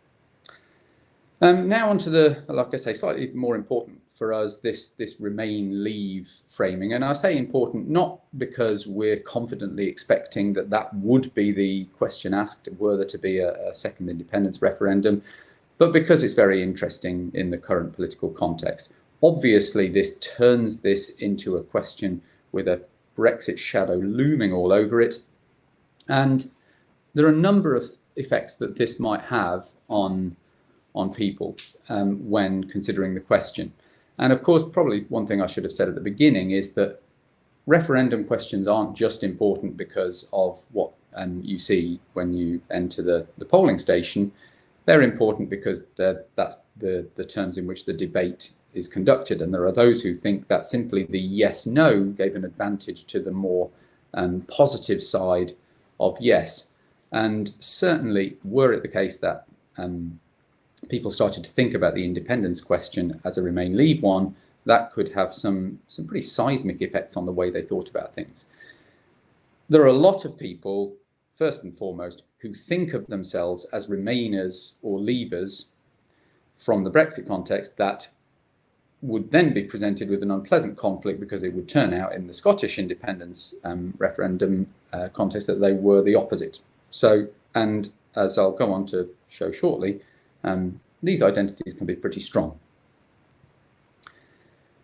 Another possibility, perhaps slightly more optimistic and slightly less realistic, therefore, is that this might encourage a kind of analogical reasoning, whereby people, because the two debates were both in a sense about whether the safety and economic security of a larger union versus the sovereignty and identity side of secession, whether people might begin to think that, well, I mean, that you would hope they would have thought about this already, but that kind of framing might encourage people to draw an analogy from one context to another. And there's a possibility, and this is an important part of the context, that people who currently have views to, let's say, kind of policy incompatible, for example, let's say you're a Scot who really wants to remain in the Union, but you really want to remain in the European Union, but the Union's only gone and left the European Union. Maybe if you are allowed to think of your opposition to independence as remaining, that's a nice kind of comfortable way of ignoring that distasteful incompatibility between your constitutional preferences. Now, that point leads us on to this, where we are in 2021. We basically have two types of people in Scotland. We have 4 tribes, as they're increasingly being referred to, especially by my Scottish election study colleagues, to whom I and we all are indebted for these data. We've got these types of people who are the most common, and the reason they're the most common is because these are the growing groups whose views are compatible as things stand. That is, if you're a no-leaver, you're somebody who doesn't want Scottish independence and you don't want to be in the European Union. And then the other largest group is those who do want Scottish independence and do want to be in the European Union within an independent Scotland. Now, those are the people for whom the current situation is nicely consistent and compatible, but for whom things would start to seem unpleasantly incompatible if you suddenly started calling Scottish independence leave and remaining in the Union remain.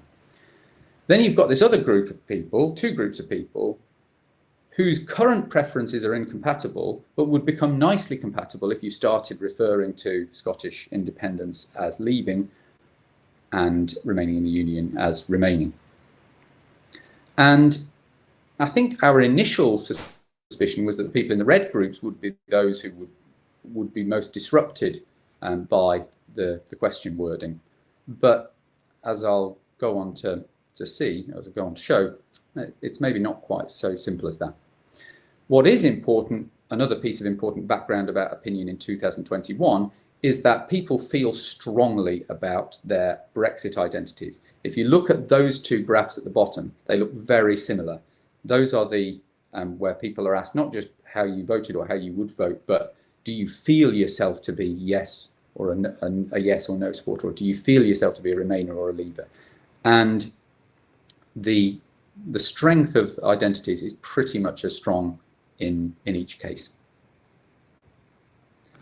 So there's a lot of people who feel very strongly a Remainer or a Leaver, and many of them would be confronted with a ballot paper if were that to be the Scottish referendum question that would jolt them into the other camp.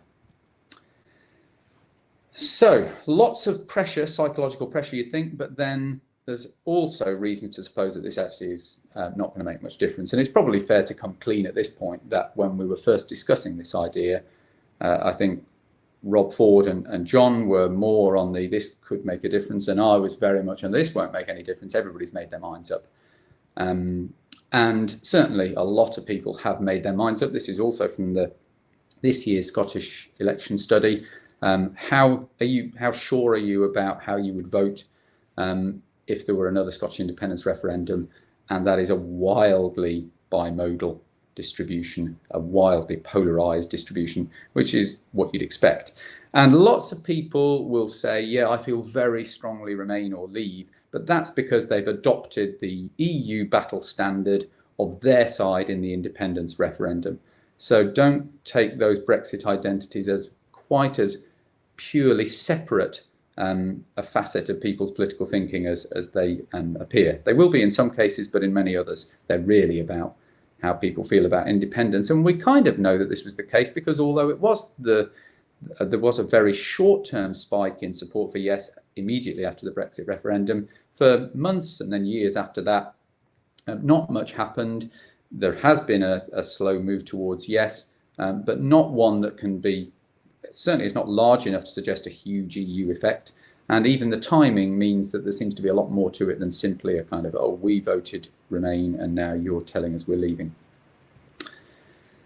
Anyway, enough reasons to suppose. Now on to some evidence. And it's a very simple question wording experiment. And it's a question wording experiment that we were able to include in the BES Internet panel. So many thanks to the gatekeepers of that data collection for letting us through that gate. With our simple experiment, you already know the three wordings that are going to be involved. The green or spearmint or whatever you'd call that is the question that was asked in 2014. Then you've got the agree version, and then you've got the Remain Leave version.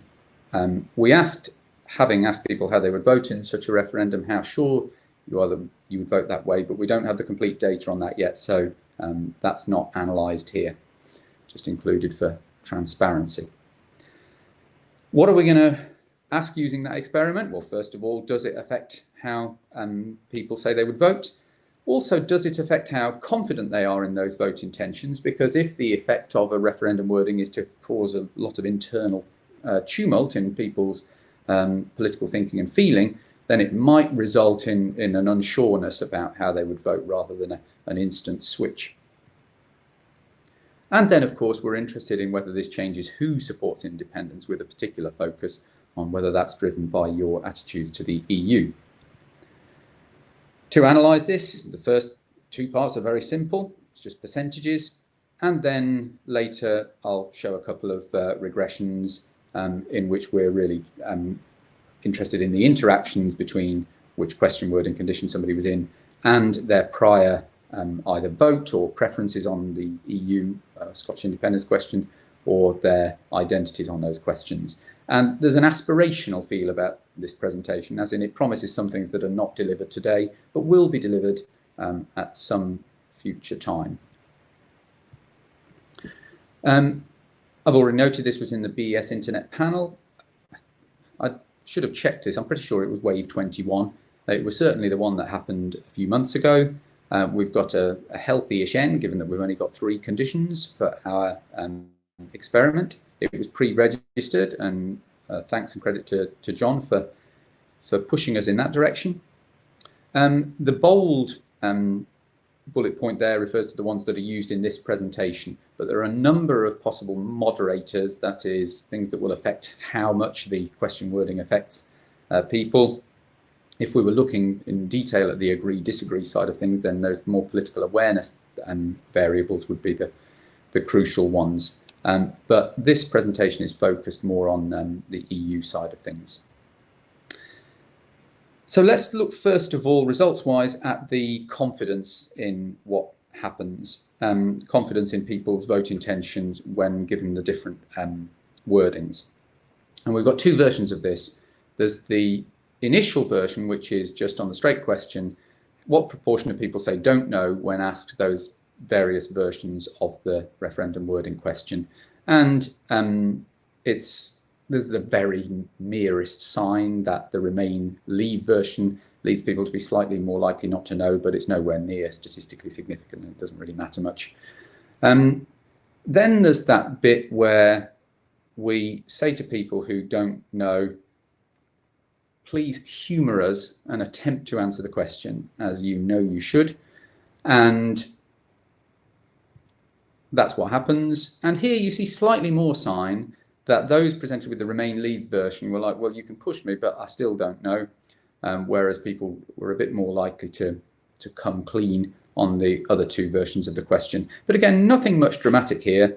But then we probably wouldn't expect that much drama, given that there's not that many people who don't know what they think about this Scottish independence issue anyway. Now on to the bigger question of what does this do to support for independence? Here's the result on the basic question that was asked in 2014, which is used in polls. And what we got here was very consistent with what the polls have been showing. That is a small majority for no. So the axis shows support for independence, and it was pushing 48% in this case. What about the agree-disagree? Should provide a boost for independence, and it does. And it actually puts it on point estimate terms just above that key threshold of 50%. But those 2 are not statistically significantly different from each other. Now, that's a lack of statistical power, or it's pure chance. We, with our theoretical backing, tend to suspect that it's real, but just small, as you'd expect. And now finally, on to the one that you'd expect to push things in the other direction, and it does. And this is now below 45%. In fact, it's more or less exactly what yes got in the referendum itself, but out of line with recent polling. So it does look as if that Remain Leave framing dents support for independence, and for the obvious reason that there are more people who are Remainers than Leavers in Scotland by quite some distance. And so that framing helps the Remain side, which has now become the opposition to independence. So when we have the Remain Leave condition, who switches? Well, you'd certainly kind of expect Remainers to switch, and here by Remain Leave I mean on the EU question, and we're using the wave 19 Remain Leave preference here simply because that's the wave that had the most people in the same panel wave as our wave 21. We could have used wave 20, but the N would have gone down somewhat, and so we went with wave 19 for these analyses. So Remainers are a bit less likely to... Thanks. A bit less likely to leave, but so are Leavers. And this is a bit of a puzzle. Why we would expect the aggregate effect, but why it would be the same across both EU support groups is a bit of a puzzle. So let's look at that a little more detail by breaking this down into the 4 tribes. You've already seen them on one graph. The percentages remind you of their incidence in the electorate, but the big question here is what does this wording change do to their support for independence? In the case of yes Remainers, almost nothing. These people are determined to leave the Union. In the case of no Leavers, And this is the other group that we were trying to induce some incompatibility for these people. They should have been, hang on, I'm a leaver, and now you're telling me I'm a Remainer. Well, it doesn't make any difference worth noting. Instead, the differences come in those groups whose current position is kind of inconsistent, but whose position then becomes consistent if you use the Remain Leave wording. There's quite a big effect, and one that's close to statistical significance, despite this being a pretty small subgroup, among no Remainers. And what we suspect is going on here is that these people, many of whom have been kind of flirting with the idea of independence because they like to remain, if you tell them, oh, don't worry, you're still a Remainer because now opposition to Scottish independence makes you a Remainer, that seems to stop you flirting with Scottish independence. That's our interpretation of this result. We struggle for an interpretation of this result. There aren't many yes leavers, and this is not a statistically significant difference, but it's a bit much to be suddenly leaning on non-significance, having slightly drawn a veil over it in situations where I wanted to. But I'd be delighted if somebody in the Q&A could come up with some explanation for why people who like Scottish independence, don't like the European Union, are less likely to support Scottish independence when that's presented as leave as well. Having just asked you for answers to the more difficult questions, here's our answers to the easier questions. Does question wording affect vote intentions? Yes, it does. Not very much. And it's one of these situations where we kind of want to say, well, these are politically significant differences, even if they're not always statistically significant differences. They're not large, but this is not a case in which we would have expected hulking effect sizes anyway, given the political context and the entrenchment of opinion. Some sign that confidence in vote intentions can be disrupted by the cognitive and maybe affective dissonance generated by these wordings. Again, not a big effect. And does this affect who supports independence? Well, it does somewhat, but again, not always in predictable ways. And it really does look as if there's this group of people, no leavers and yes remainers, who are entrenched in their position. And it doesn't matter how you phrase things, they know what they damn well want. But then you've got these people who are in a state of more attitudinal tension, the no remainers and the yes leavers, and they can be affected. And those no remainers are an important group in Scottish politics, giving this a bit of bite. Thanks very much. Thank you very much, Rob. Okay, that's it for presentations. We've got just over 40 minutes left for Q&A. People have been putting some questions in the Q&A box, and people can vote up the questions they're most interested in. It's not something as chair I've been advised to do, but I'd like to try asking people to come and put themselves forward to ask questions. And then when you do ask a question on screen, please hang around for the answer and stay on video so we get more of a semblance of an interaction between people. So people answering questions people answering the questions can actually see the reactions of the person that asked them and see how the answer to their question is going down with the person who asked them. Because I think it's a bit weird answering questions into a void. You never know whether you've struck a good tone and whether you've satisfied the questioner or not.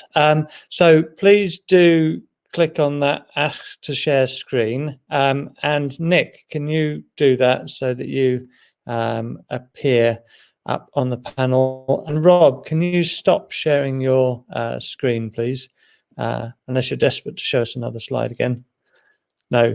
Okay. While we wait for others to put themselves forward, I have two questions for Rob Johns.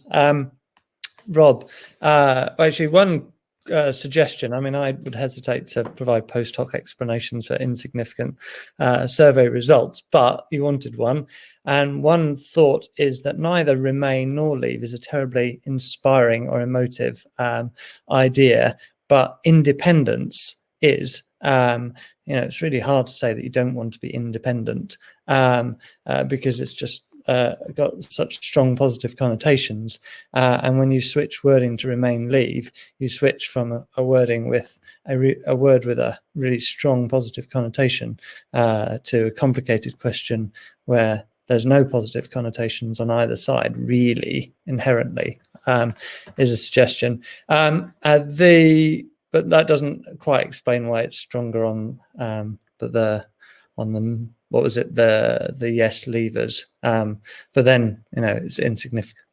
But the question I have for you is, I like the way you started the presentation about the history of the question wording debate. My memory of before the referendum was quite a few people like Peter Kellner and Anthony Wells were saying, yes, yeah, we would say these question wording things matter, and they do matter for regular opinion polls. But in the thick of a campaign, when you've had months of debating this stuff, everybody knows by the end of the campaign what means what. And one thing that I find striking about Scotland is people talk about yes voters and no voters, and they don't even have to explain what yes to what or no to what, because everybody knows that yes is a yes to independence and no to independence. So do you think your research findings would survive the thick of a campaign if they did actually or tell us anything about what may or may not happen in the campaign and in an actual referendum? Sorry, too long a question, but go on. Well, first, thanks for the first point, because I think that's a really good point, and it's not one that I personally had thought about, so it's one we can feed happily into our kind of team discussions about this. And yeah, I mean, because remain and leave, there's a tension between they have become real shibboleths now, but at the same time, you're right, inherently, they're much less exciting terms. I completely agree with that. I have quite a lot of sympathy with that line, the Kellner et al. Line. And I think that were it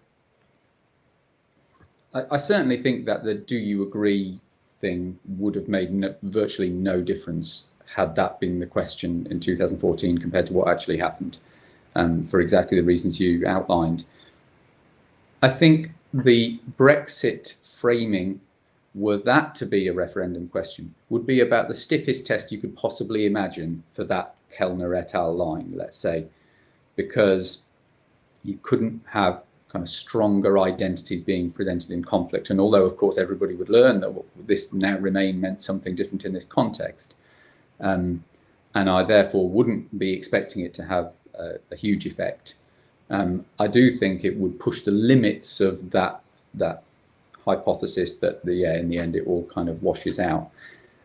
And I think you can make a case that in general, the broader framing of these debates, the direction that debates take, can be affected by wording.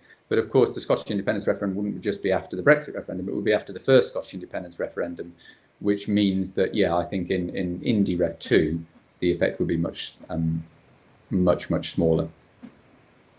Great, thank you. Patrick, can you unmute yourself and ask your questions, please? I certainly can, yeah. Thanks for allowing me to come up. So two great presentations, really enjoyed both of them a lot. So thanks both of you for that. It's really great research. I'm excited to see where it goes. So I had a question for each of you. So I did pop it one to Nick in the Q&A, but I might as well go for it again. So I was really struck by a minute detail, as I often am in these things, where you spoke about the kind of the label, the framing of that first dimension. I think it was the first one, was kind of like a state intervention thing, and kind of giving the example of NHS prioritisation. That kind of struck me because I thought, is that really a salient kind of cleavage right now in British public opinion? Is that something that is really aligning people kind of, to use this, the example, prioritising NHS, yes, no, or sort of more or less state intervention? And I guess kind of connected to that, I think I heard you say that the sort of dimensions were sort of derived by some sort of pre-processing. And if so, how much variance did you find within those dimensions? Was it kind of quite tight clustering around these kind of dimensions, or was there quite a lot of variation within them? And sort of, I guess then the third part of the question is, did you do any sort of robustness checking or any further testing of different potential alignments of dimensions, or was it kind of really very much constrained it on those kind of two dimensions you found there? And then for Rob, a question which sounds like it came straight out of my corporate hat, but I promise it did not. Any plans to sort of dig in further into that sort of effect, yes, no versus statistical power, no sort of problem? So thinking about, like, I don't know, any different methodological approaches, or expanding the sample size or whatever, or is it kind of something that you kind of we're kind of just going to leave with the data you have and see if you can probe a little bit more and sort of dig things out from there?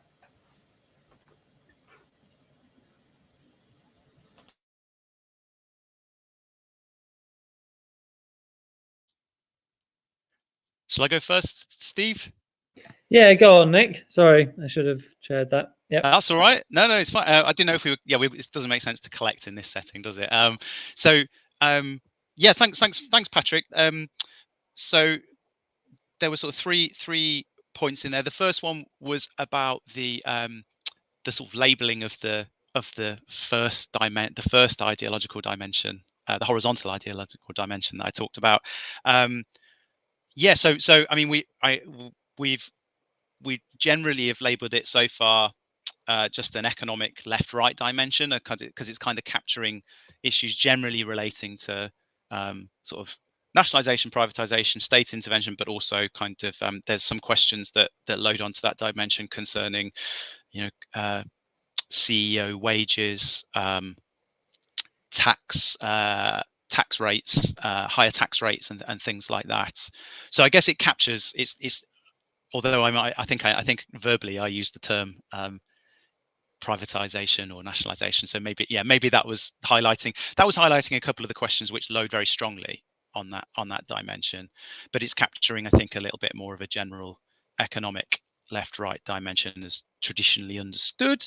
That said, I mean, some of those questions you mentioned, are they particularly salient?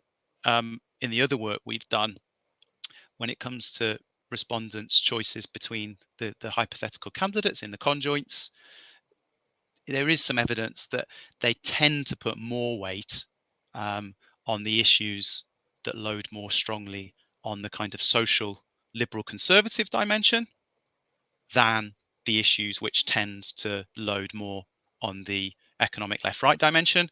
They still, that's not a huge difference, but there's an association there, that there's more sort of importance weight attached to those sort of more cultural, social issues at the time we were doing the survey.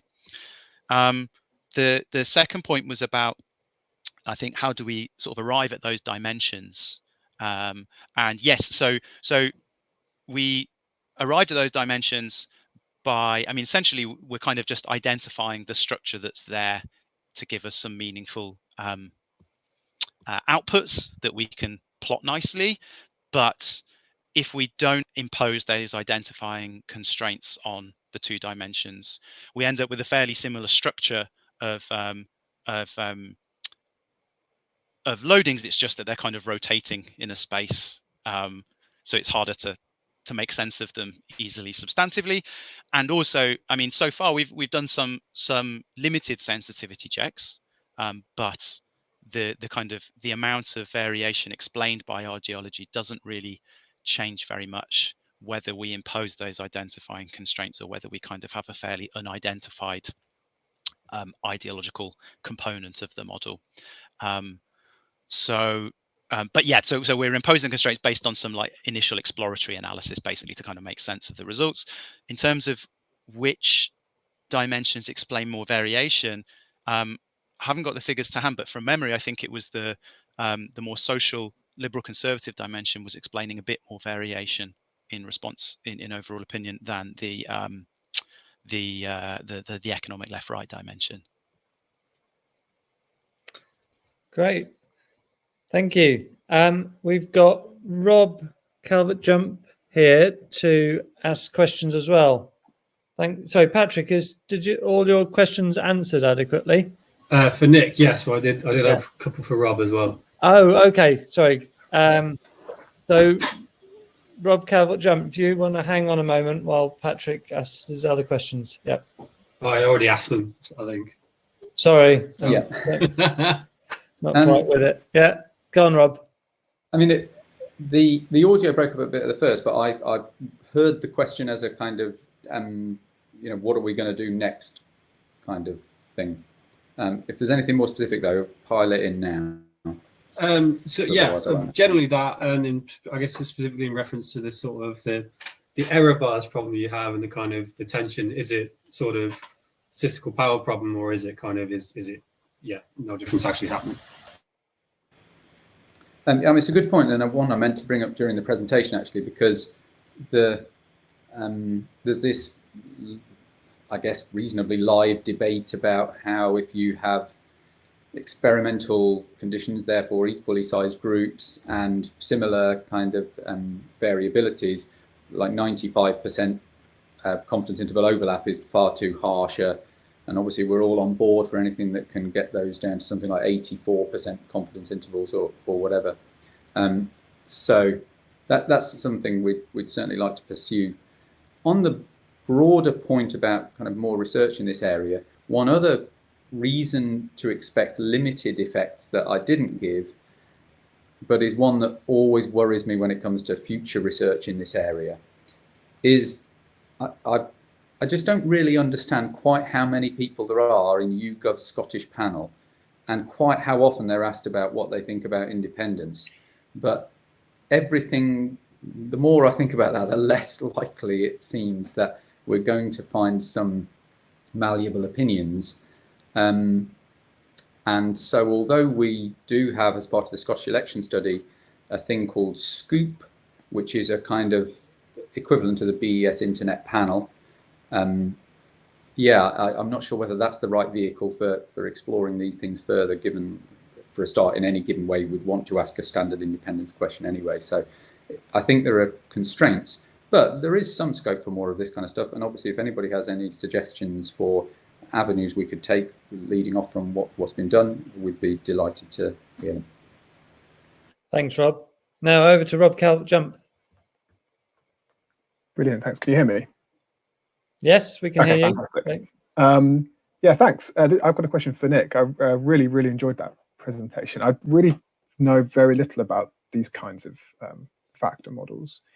But I was thinking just in terms of, like any normal panel estimator, and if you're going to do a variance decomposition in something like that, then the choice of standard error always makes, firstly it can make a big difference in panel estimates, and secondly it's a non-trivial choice. There's never really a kind of correct answer, is there? So I was just wondering, in terms of, had you considered clustering or heteroscedasticity or anything like that? Because it didn't seem, from the notation, it seemed like it was a fairly common or garden standard error, but yeah, I couldn't tell exactly.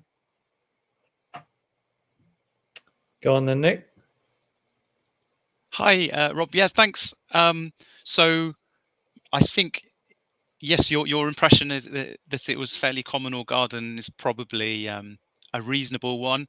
So I think there's two aspects to my thinking on that question. One would be to kind of preface anything with that we're still, like I said, this is a kind of a first cut at the results, so we're still very much exploring kind of sensitivity of the results to different adjustments to the assumptions of the model or various aspects. So that's something we can think about and look at more. I think the second part of the response would be that we, I guess in some senses, we have an element of clustering accounted for in the model with the respondent by issue effects that are in there. That's kind of capturing the random effects that are in there that might capture some degree of clustering. We don't have respondent random effects in there, which might capture clustering more directly, but there's an element of that in there at the moment. But I think that the key response is we're still thinking about these things, looking into them. So thank you. We'll take that as one of the issues that we consider as we look at further analysis. Thank you. Rob, did you have any other questions? No, that was no. Okay, thank you. John Curtis, you have a bunch of questions in the Q&A thing. Yes, thank you for clicking through. Hi, thanks so much. Thanks for two very interesting presentations. Can I just perhaps pose my questions to Nick and then let Nick answer, and otherwise, that'd be great. Everybody forget. Nick, these are fishing questions because I frankly admit I'm not fully across what you're doing, but let me try anyway. You're looking at variation between respondents over time, as I understand it, and you're using this to kind of, in part at least, test various theories for which Heath, Jarl, and Curtis at least were partly responsible. So one of my points I'd want to make here is that the argument in Heath, Jarl, and Curtis was not simply that values matter, but rather that values help us to explain the structure of voting behavior, but don't necessarily explain the flux. And that, one of our arguments with Harold Clark et al. Was, look, sure, you actually need to distinguish between the two, and it's perfectly consistent to believe that valence matters to account for the fluctuation in voting behavior, but still say that values are matter. And essentially, so my part of my issue is then is what you're doing conflating both structure and flux? If so, I will kind of go, well, this isn't really a test of what HJC was saying. The second fishing question is all your items are 5-point questions, and therefore what I'm wondering is, well, to what extent is the extent of variation you've got a function of the fact that you've got 5 points as opposed to 3 points or even 2 points? In other words, how much of that idiosyncrasy is people going from, just to make it easy, assuming a 5-point agree-disagree scale, people going from strongly agree to agree, at which point most people about me who've long since learned to be robust about survey responses go, well, frankly, I don't care, tuppence me about that. And to what extent is it people going from strongly agree to strongly disagree, at which point I might pick up and take notice and say, well, hang on, maybe these people have actually changed their minds. And it certainly is relatively less likely to be measurement error.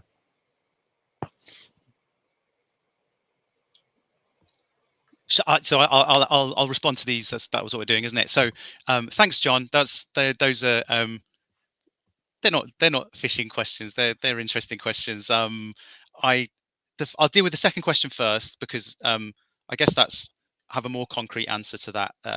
So first of all, so the question is about whether how much our results are influenced by the number of alternatives respondents are given in the response options, and whether maybe reducing the number of alternatives might change the decomposition results. And the first thing I'd say is that this is something we are yet to look at with our UK data to explore fully. But what I can say is that when we had similar data in the US context, we did experiment with kind of collapsing some of the extreme answer categories in that context.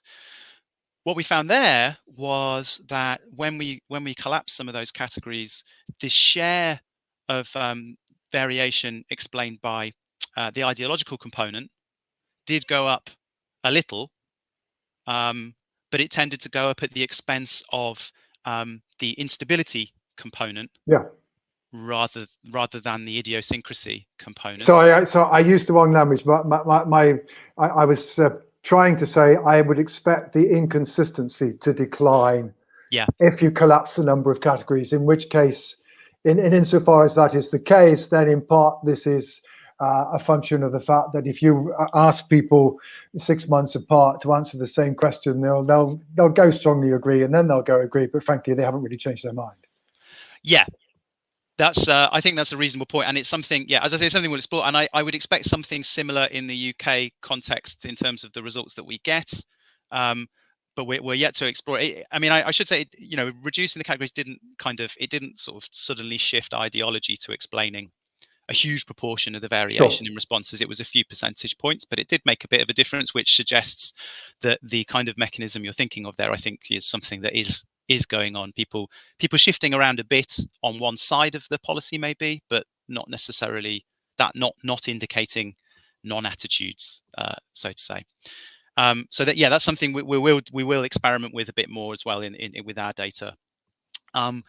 The second question was the point about the Heath-Chow-Curtis sort of argument for values, underpinning values or ideology, and whether we're sort of performing I guess, like whether we're conflating some of the arguments about flux versus voting structure that you made in that book. And I guess maybe I should have made this clearer in the presentation, but I suppose in a way we haven't yet got to the stage where we're really engaging with that fully yet, because at the moment really all we're doing is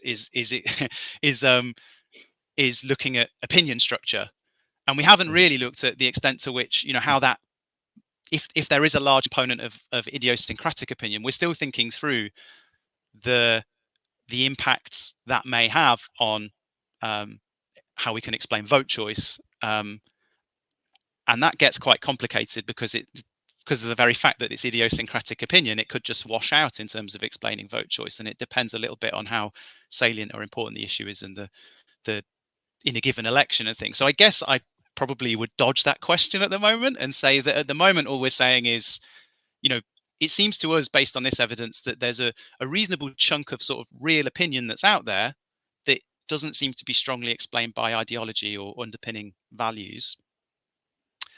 The implications of that for electoral choice and election results are still something we're working through, and they may be small, they may be larger, but that's the stage we're at the moment. So thoughts on that are really welcome, but that's, I guess, I'm dodging the question a bit.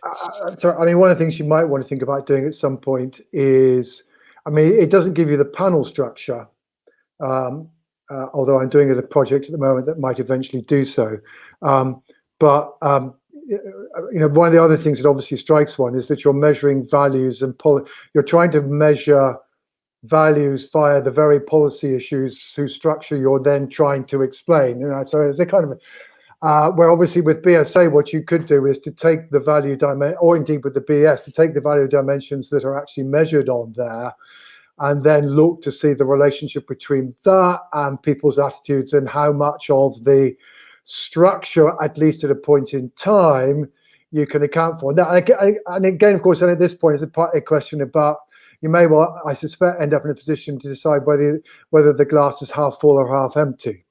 Yeah. All right, and that in the end may be an irresolution, a dispute that won't be capable of resolution because it will simply depend on what prior expectations you set up in the first place.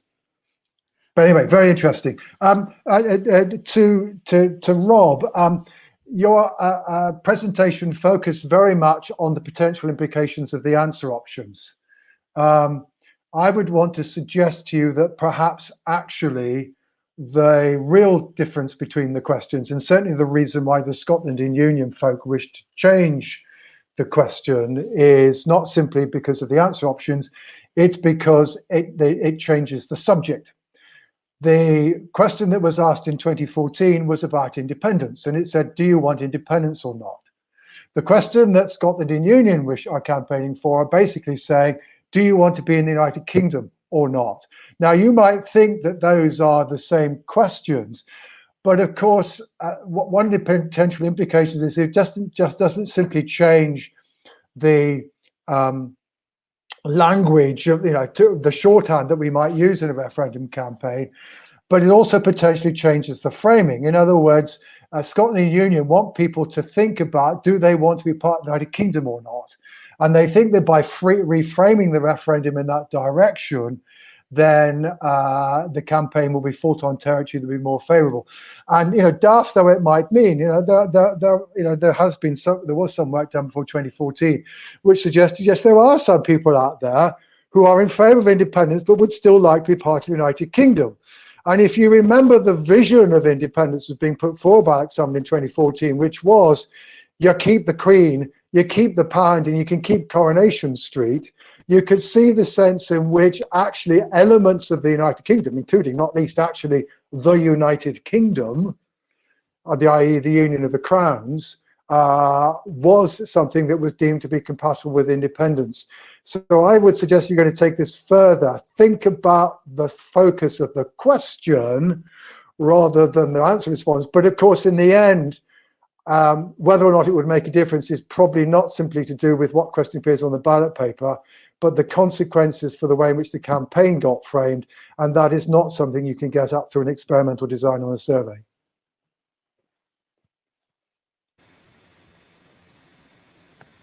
Thanks. I think that's a really important point. It makes me wish that we'd had another condition that had asked something like maybe stay in the United Kingdom, or something that avoids the problem of the remain leave side, because I still think that our results suggest to me at least that it was the answer options that mattered, but the basis for that conclusion is my assumption that basically I share Scotland and Union's premise but not their conclusion, as in I could see that this question might focus more attention on the Union, but I'm not sure that that's going to deliver the dividends that they hope, because when we think of many other aspects of the Union, I mean essentially the Scots' assessments of the Union on a range of very important indicators are pretty negative. And you often get the sense that the broader campaigns, Yes wants to talk about the Union and No wants to talk about independence.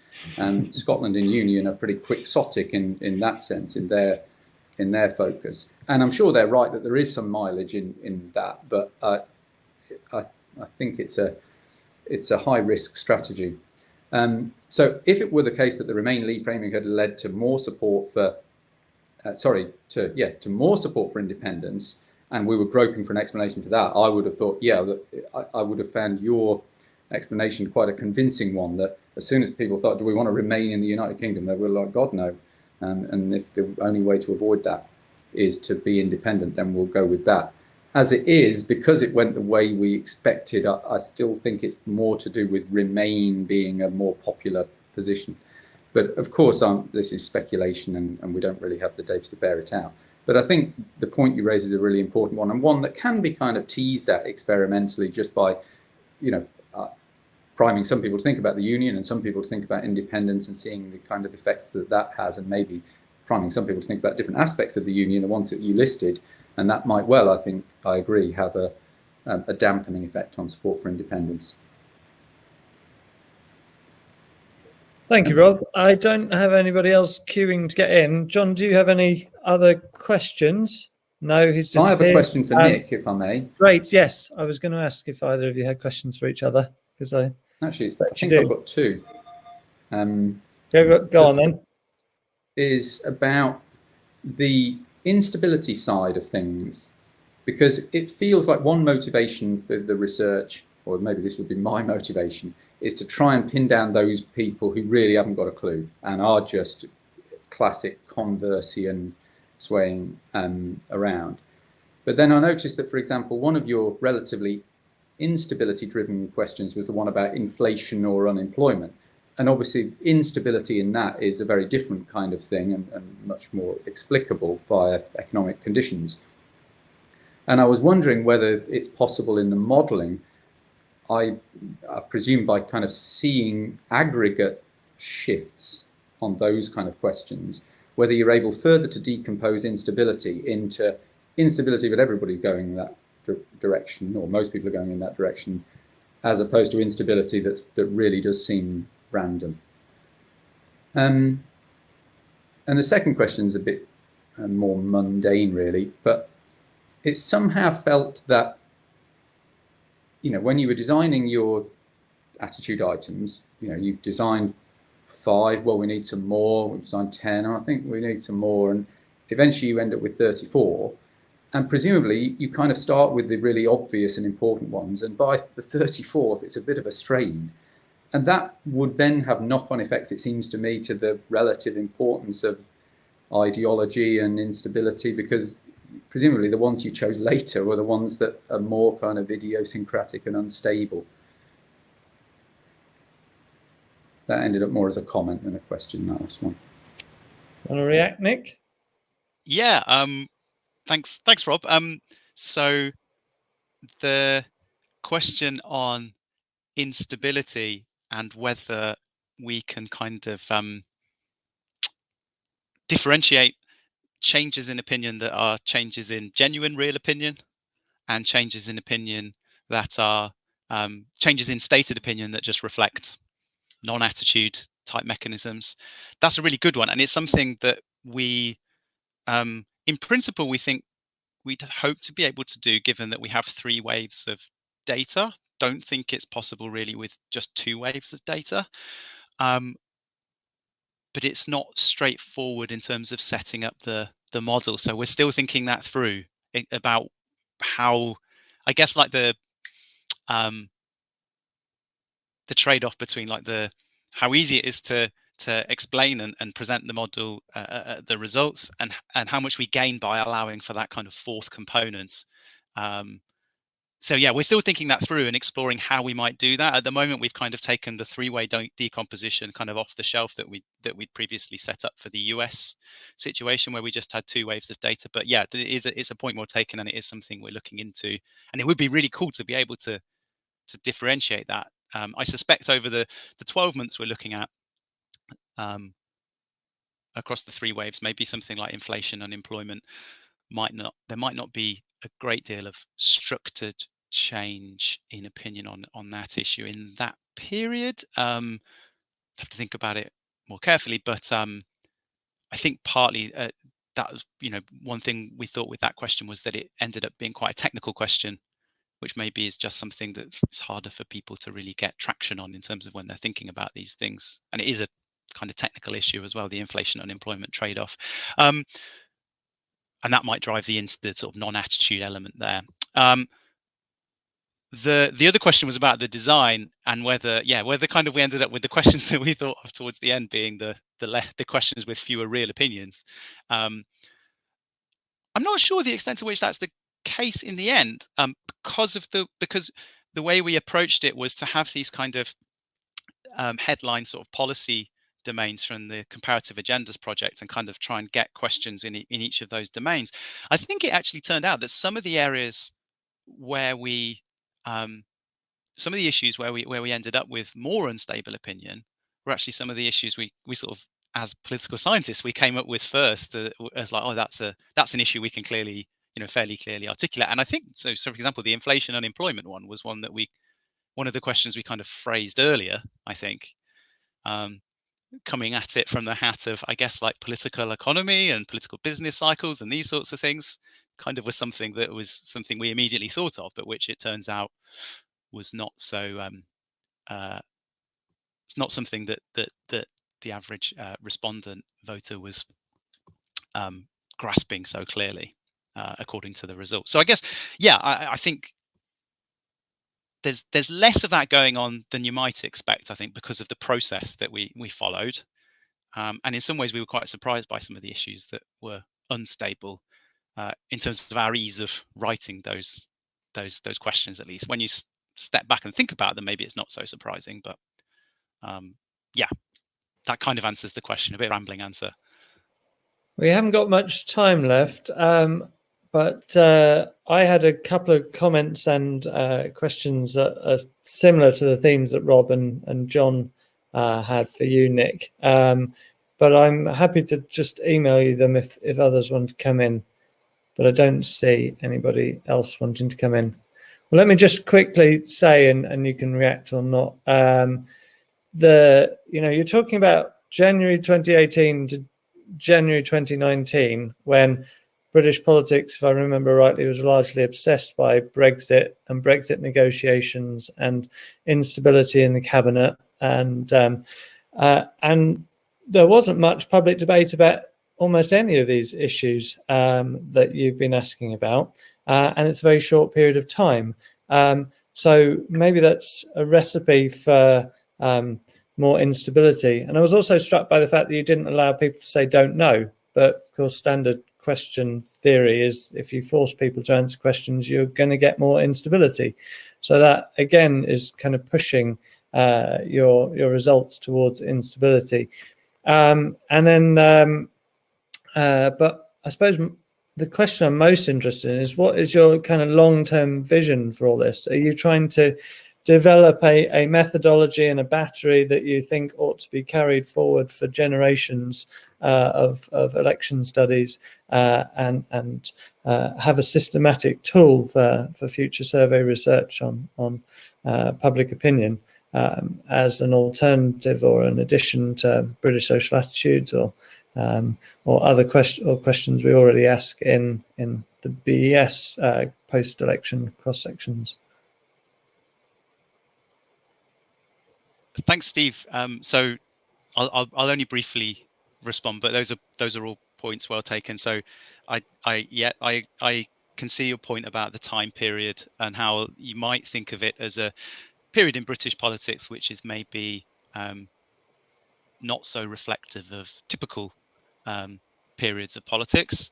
And yes, I mean that's just, I mean, we fielded the survey when we could, and I guess that's just a constraint we face, and we might carry out kind of further sort of follow-up surveys in the coming months, which might allow us to start to inspect the degree to which that was the case. Although obviously we've since had the pandemic, which has kind of might have again mean that we're not really looking at typical politics. But yeah, that's something we're very aware of, and obviously that's something that we have to, that's a caveat to our conclusions. Why not a don't know option? I guess, yes, it pushes things towards instability in a sense. I mean, one option could have been, we could have thought about having a don't know option for these questions and then sort of including that, the proportion of don't know responses somehow as an indicator of non-attitude or instability. That's a choice we made because it kind of made things easier for the modeling. To not have that don't know option in there, but yeah, we could think about what sort of difference that might make in terms of whether it would push the overall non-attitude or instability estimates down if we had a don't know option in there and incorporated that somehow. Long-term vision. Yeah, I mean, I think the first step that we're trying to go through at the moment is to really kind of figure out how much real policy opinion there is, and how much if it can be fully explained by things like existing batteries of items like values items or ideological measures, maybe it's not so much so useful. But if it kind of gives you extra information that maybe you wouldn't have with reference just to those items, maybe it can be of use for and that kind of thing where you systematically compare with the classic left, right, and liberal authoritarian scales that that Heath Jowl and Curtis team developed, and along with Jeff Evans, and have been running systematically. So we kind of know what your stuff looks like compared with that stuff, would be really useful. Yeah, that's a really good. I was going to say when John mentioned that. Yeah, I think that's something we'd definitely look at, and yeah, that's a really nice idea. Yeah. Great, thank you both very much indeed for your presentations, and everyone who participated in the discussion. I thought it was really interesting, and it's time to wrap up. So thank you all, and enjoy the next panels. Thanks very much, everyone. Steve. So welcome, everyone. I see we have a few people in the audience today. It's always a good thing. Thank you for getting up at here in the morning in London or wherever you are across the world today. So we are here at the Public Opinion 4 panel.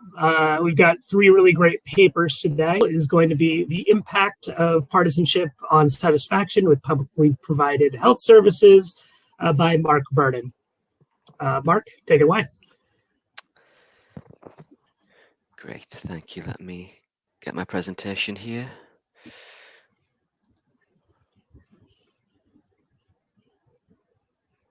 Okay, we see that okay, right? Yep. Lovely, great. So Yeah, thank you. I am a PhD student at Durham in my final year, and so I'm going to be presenting effectively a draft chapter as a working paper from my thesis, which is all about public opinion about the health service in England, but hopefully some of the findings are applicable to other welfare states and other types of public service provision. We're all living through a sort of practical example of how important the issue of healthcare is. It's the reason why we're all at home and rather than doing this in person. So, really, provision of healthcare is, always has been, a matter of life and death.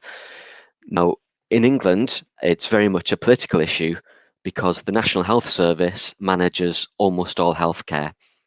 So there are big chunks of health provision which are provided by private companies or by independent contractors like GPs, but in almost all cases, the funding comes from the state. It's managed by the National Health Service.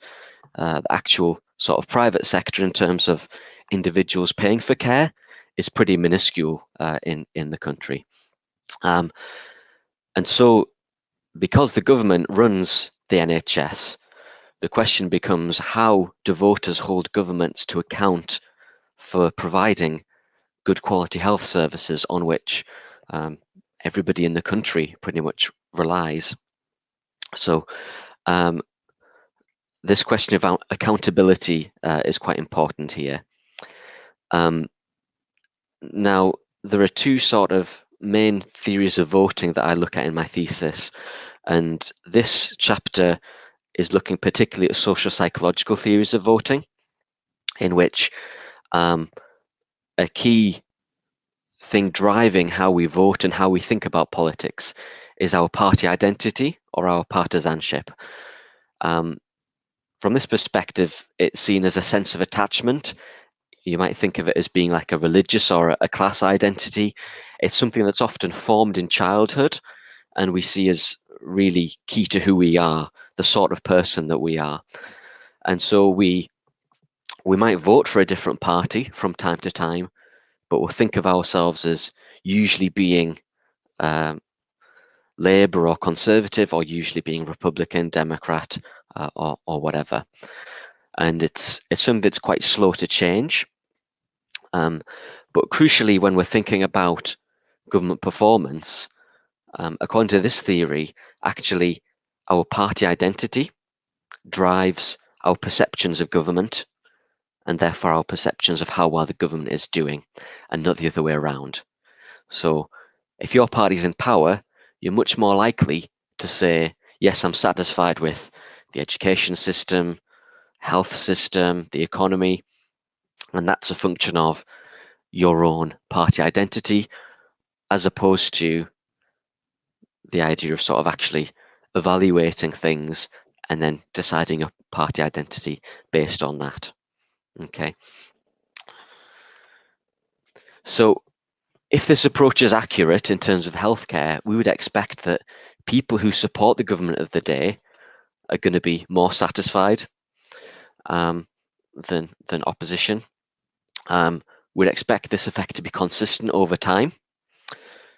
We would expect that people who are aligned to an opposition party would be the least satisfied because they feel fundamentally opposed to the party that's in power, and therefore the party in power must be doing a bad job. Government partisans, so people who identify with the party that's in power at the moment, would be the most satisfied, and you'd expect that people who don't feel strongly one way or the other in terms of who they're aligned with are also going to have weaker sort of preferences about healthcare performance, because they are not responding to these sort of signals of who's in government at the moment in order to act as a cue for should I respond positively to this question or not about how the government's doing in this particular area. We would also expect, if people are really taking strong cues from who's in government, that when government changes from one party to another, people who have a partisan lean are going to react by changing their opinion.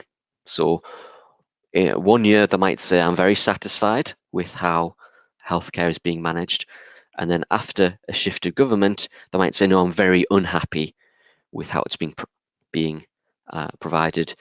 And I should say that, from that person's perspective, it makes total sense because they've got a consistent set of views around what a government's priorities should be, which are aligned with how they feel. And so they're using sort of the partisan makeup of the government as a shortcut to say, well, I know what this party is like, therefore I know the sorts of things that they're going to do, and I can therefore evaluate their performance. And if really partisanship is the main driving force, we would expect that differences between party groups are going to be more important in terms of people's levels of satisfaction with the NHS than differences over time. So in this paper, I'm looking at the relationship between partisanship and satisfaction with the health service in England, and looking at how well does these types of social psychological theories apply in this domain of public service provision, and really find out, are voters holding government to account for performance, or are they simply cheerleading their own team, or is it some sort of combination of the two? So the relationships that I'm measuring here are associative and descriptive. I'm not able to really drill down and have a causal effect here, but I will be doing some things to try and isolate what the association between these two things might be.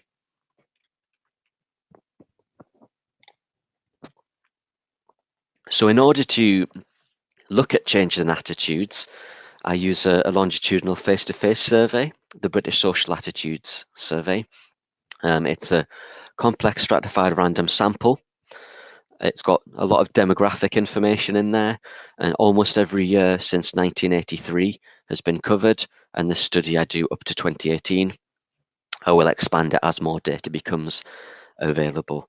I'm only looking at England because each sort of part of the UK has its own health system. And so we've got an average sample size of around 2,800 for that. Now, it's not panel data, so you will get different people responding in each wave, but each wave is, at least at the UK level, weighted and randomized to give a representative sample.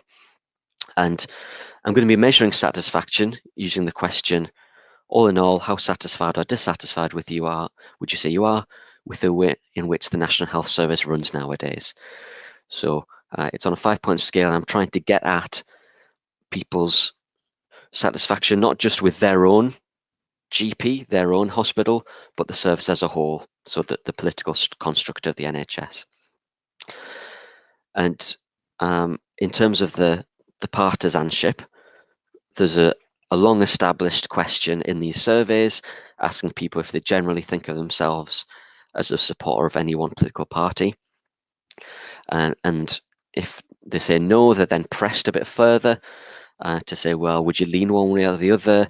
And if they're still reticent, ask them, well, if there was a general election tomorrow, which would you vote for?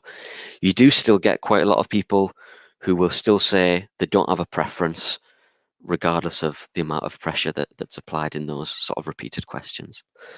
And then the literature tells us what covariates we should include that have an impact on satisfaction with the NHS, so that we can strip out sort of, we know that different parties might have different age profile. I can control for that, and as such know that it's not the age effect that's having an influence on any changes, but it's it's the effect of partisanship. Okay. So onto the models and the results. So to recap the expectations, I'm going to focus on the first three of these, If there was extra time, I would probably look at 4 and 5, but I don't expect there to be. So we would expect that people who say, in general, I am Labour during a Labour government, in general, I am Conservative during a period of Conservative government, will be more satisfied with the NHS performance than others. We would expect this effect to be reasonably stable over time, and we would expect that people who are opposition partisans will be the least satisfied, and people who don't subscribe to a particular party are in the middle.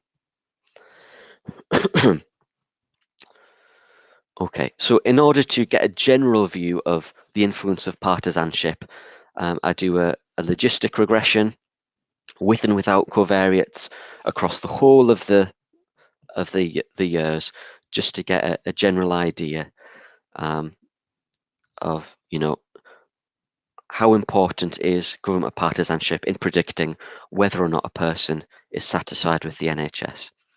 And there's the table of results there. But in terms of predicted probabilities, government partisans have a 54% chance of being satisfied.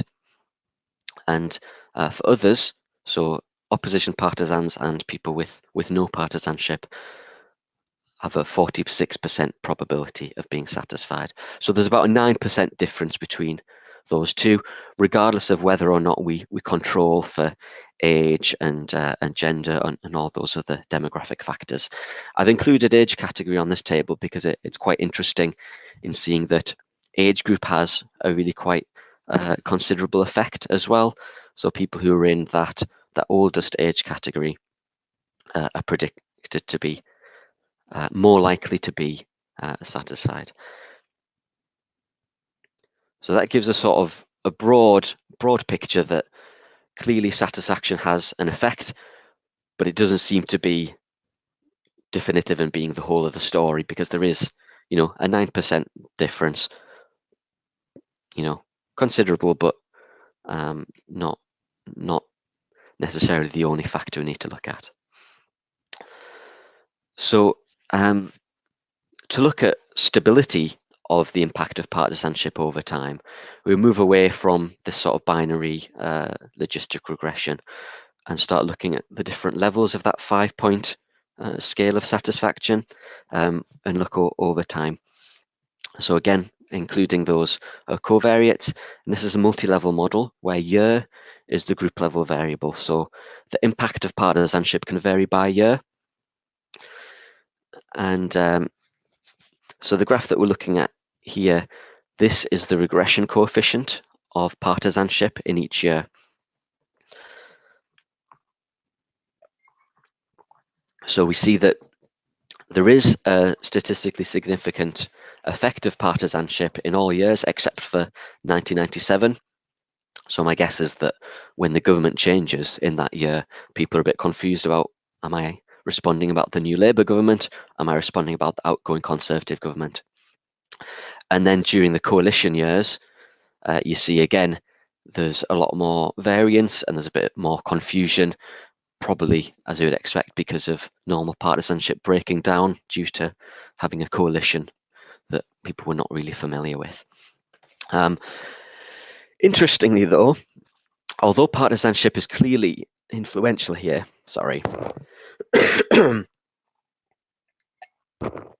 we see that the extent to which it was influential on the model is much higher during the sort of Thatcher and Major years than afterwards, around 0.5 point on a 5-point scale there. So it falls to about half its effect here, and it never really recovers even when we return here in these final years to having a majority Conservative government.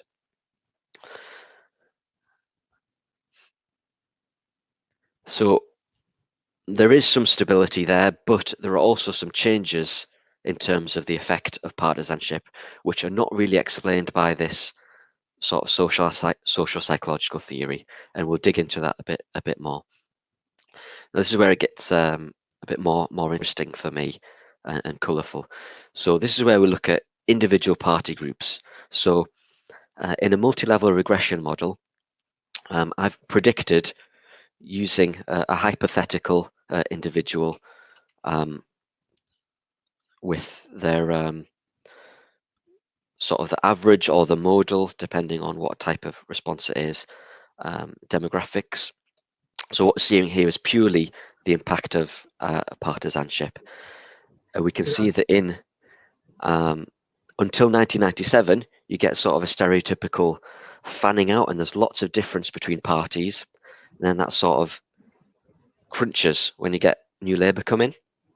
And after that, there's much less difference between the parties, but there's also, in fact, everybody becomes more satisfied with the NHS. And that difference. Mark, I just want to let you know you've got about a minute left. Great, thank you. And that difference doesn't reappear. Okay, so Labour supporters now are predicted to be much more satisfied than even non-partisans were in the 80s and 90s. So what do we learn from this? Regardless of how we specify the model, partisanship is important, but it's not dominant. We see that age has a really big impact. We see that after 1997, partisanship is much less important in explaining satisfaction. We see that during the 2000s, there's a sustained rise in partisanship across all groups, whether it's Lib Dems, minor party supporters, people with no party support, and opposition. And there's no sort of really obvious yo-yo effect after the 2010 or 2015 elections.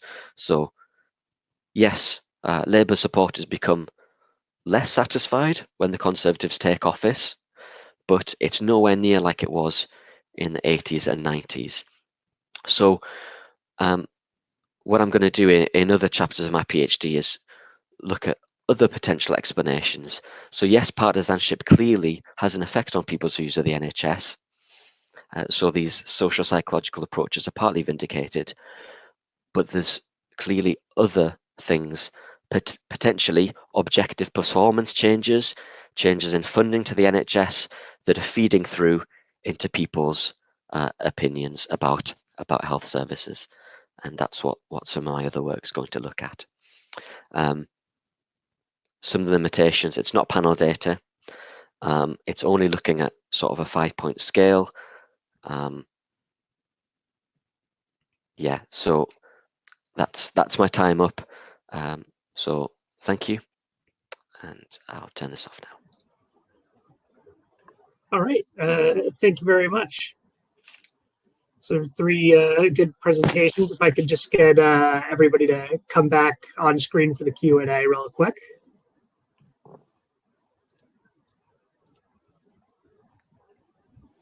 There we go. All right. It looks like we have a bunch of good questions here in the Q&A. I want to take advantage, though, of my position as chair to just throw out a few questions. What is the point of being chair if I can't be power hungry and drunk with power? So I guess just going in order, just some basic questions. Chris, just listening to your presentation, it got me thinking, since you're simulating a lot of this data, and you mentioned that it could influence policy going forward. I was wondering to what degree you thought that this data could be used to sort of project into the future the popularity of different policy initiatives, particularly around climate change, as governments are trying to actually make an effort to come together and actually come up with solutions internationally. For Paulo, I was just kind of looking at your findings there that it was so driven by morality. And my question then sort of became the morality of whom exactly? Was the morality of the respondent themselves and the way they described their own morality, or the morality of the perceived recipient, or is it a matter of congruence between the two? And would like it'd be great if you could talk a little bit about that in a moment. And finally, for Mark, just I was about to ask if you had the data over time, and then you did, and it was great. But I was wondering if we could zoom in on the micro level, especially here in 2020, where healthcare has kind of come to the forefront in politics for a variety of reasons. Pretty obvious why. But just looking at initiatives, especially in the UK, Clap for Carers and that kind of thing, do you think that sort of general effort to bring about appreciation of healthcare services, the NHS, the people who work for the NHS, do you think that has an effect in undermining some of the partisan divide on the issue, or do you think actually it could exacerbate it by kind of highlighting the kind of affective differences between those who support the NHS based on their partisanship and those who don't? That's a lot. And then we've got plenty of questions afterwards, but I'll leave it up to you guys to decide the order in which you'd like to answer them. I guess I'll go first, since I presented first. Really quickly, Adam, your question is a really interesting one, because once you start developing synthetic humans, then the question is kind of what can you do with them beyond the here and now. So we've thought a little bit about how we can expand this into the future, but also into the past, right? So can we predict back in time what humans thought, so to speak, and what are they thinking going forward? Of course, there's a couple of issues to do with that. Of course, technically you have to make some assumptions about, we have information about the structural characteristics of countries during the time that the surveys have been taken, and perhaps what was in the past, but you don't necessarily have them in the future, right? So you have to make some assumptions about where countries' levels of wealth are going to be, economic performance and things like that, right? Because we know them to be associated with survey responses at the country level. And then, of course, at the individual level, you have to make some assumptions about age and kind of the age of survey respondents, right? Whether the correlations we see today in certain generations with certain outcome variables are the result of life cycle effects, of cohort effects, of aging effects, right? And what we think is going to happen to them going forward. But there's no reason why one couldn't make some reasonable assumptions about that based on existing data. So yes, by all means, and in fact, it opens up a world of information that we don't currently use, which is really great. I think I'll just quickly answer a couple of the other questions that were in the chat, if you don't mind. Paolo asked about how can they influence the work of governments and national parties, and then generally, if surveys do that, who benefits from humanity public opinion surveys? Great question. Well, we think that global decision makers would want to know what the human race thinks. So if your mandate is to represent the world in the United Nations, for instance, right, then I think it would be helpful to know beyond country-specific preferences, what the overall preferences are. We did a paper on preferences for democracy, which I can put the preprint in the chat.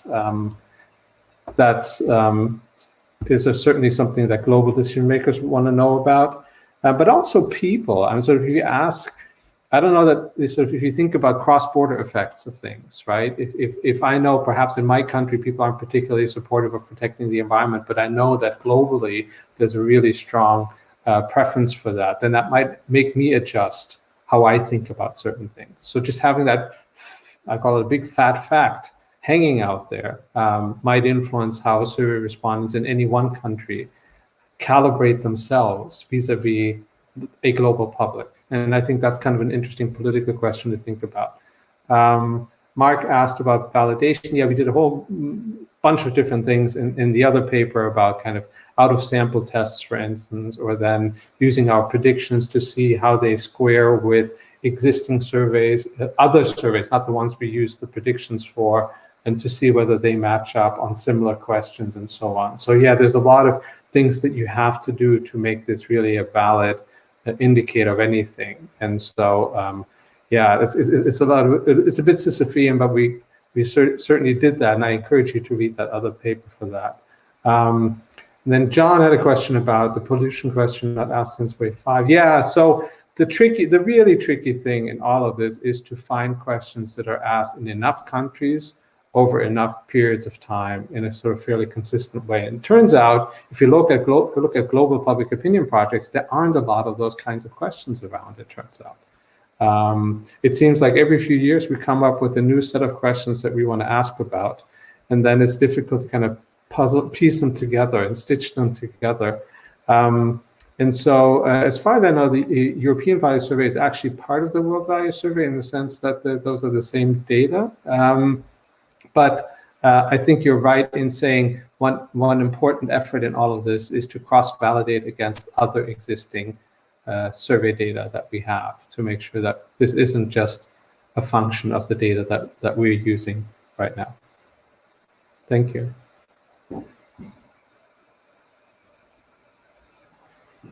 I guess I can go next, Adam, if that's fine with you. Chris, I've asked that question because I work in this field and we've commissioned studies with like 20, 25 countries, and we field surveys in all of them. And most of the time we do that when there is a specific meeting. So we've done now about gender and women's because the Women and Girl Forum was approaching. So we've sampled all the countries that were in the forum, and then we go to them and we say, this is the position of all the countries discussing it, plus this is your country's position on it. What are you doing about it? Which was fascinating.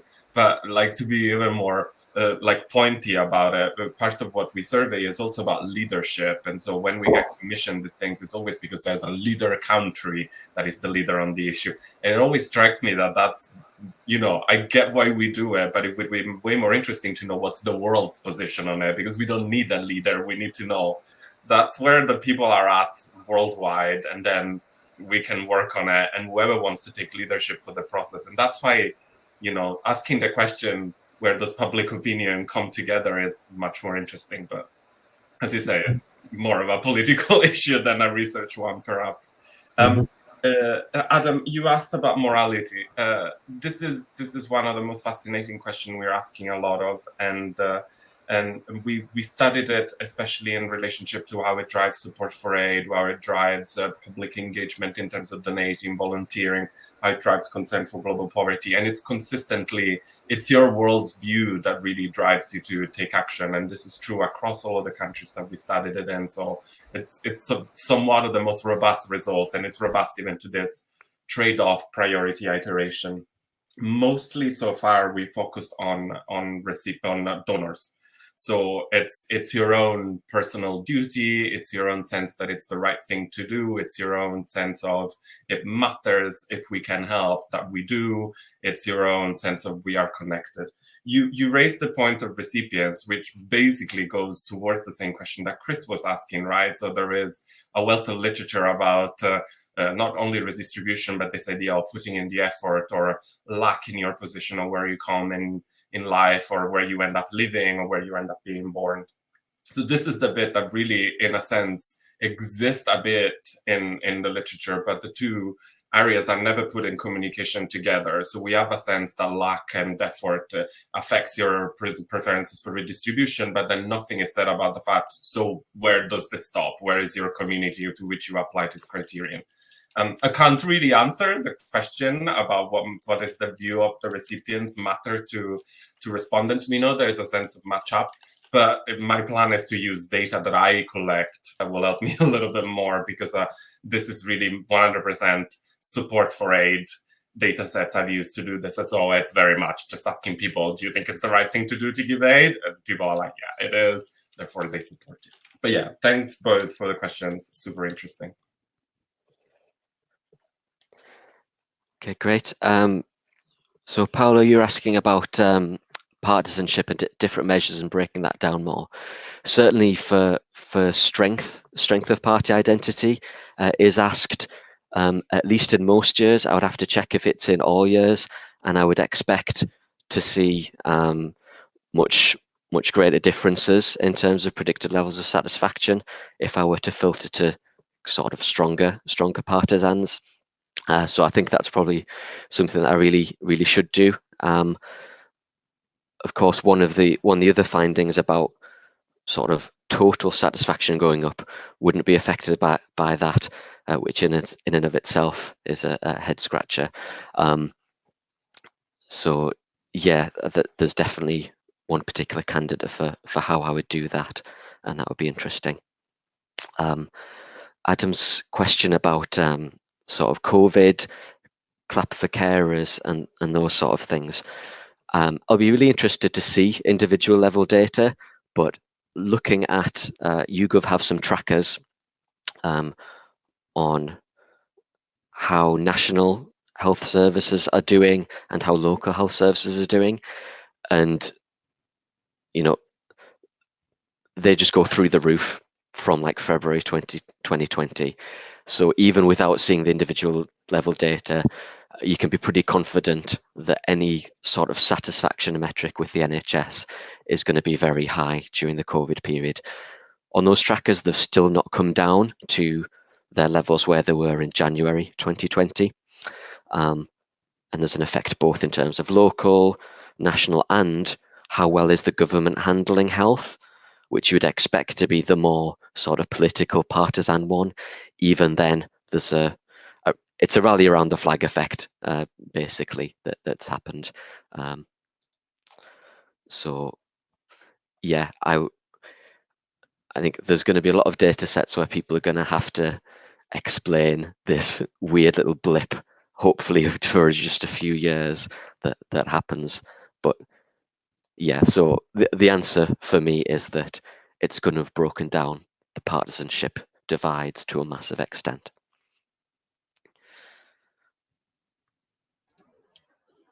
All right, thank you for answering the questions. Does anyone else between our panel or anyone in the audience have any remaining questions? We luckily we still got a bunch of time, but go for it. Just for Mark, I found it really interesting to listen to your presentation. One question I had, staring at your last graph, is actually has two questions. One of them is, does that mean kind of the NHS has become depoliticized in a way since the Blair government? If partisanship tracks so nicely, you don't see much differentiation. That's one. The other question is, how does this compare to other measures of satisfaction with government performance? So do you see the same patterns across other areas of policy? Because that would be super interesting to kind of see if there's something specific about the NHS versus the environment, or name it, foreign policy, whatever it might be. So on the first one, I think definitely that's one potential explanation, is that sort of a consensus emerged to some degree. There is massive consensus in terms of agreeing with an NHS that's free at the point of delivery. That's at about 88%. So that's clearly crosses partisan lines. But yeah, there's something has happened post 1997 that means that people share much more of a common view about how the NHS is doing. I would argue that there's probably some elite cues going on there where both parties accept that kind of you have to fund it properly, you have to increase funding, you have to keep up with the aging population and the level of demand. And I think really it's those last few years that are really interesting, because you could have thought, well, maybe it's just the effect of Labour being in government and different attitudes between the partisan groups. But we've had a good few years of majority Conservative government in which that Labour satisfaction is still pretty high up there.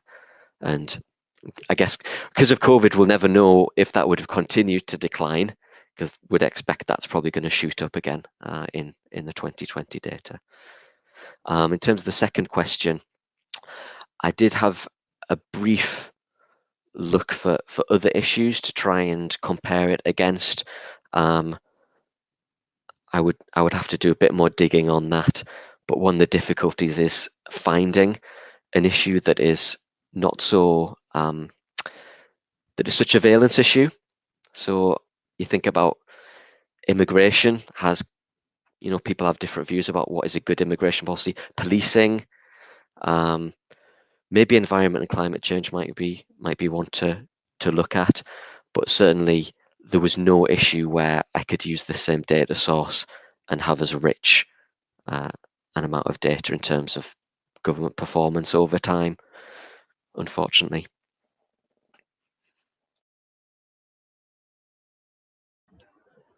All right. Do we have any more questions? If that's the case, we've got another 15 minutes and then 15 more before the next panel starts. So good time for everybody to grab a cup of coffee, a glass of water. Maybe if you live by a bakery, grab a scone for the real in-person conference experience. But yeah, thank you to our panelists and thank you for everyone in the audience who came out today. I thought this was a wonderful, interesting panel.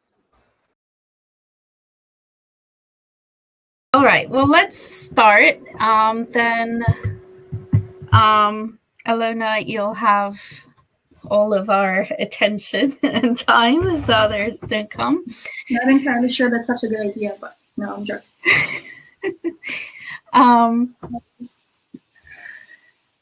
Okay, Julie is going to see if she can contact him. But Alona, it's up to you. Would you like to start and go a bit slow, take your time and get more feedback if you want? And then we'll see when the others turn up.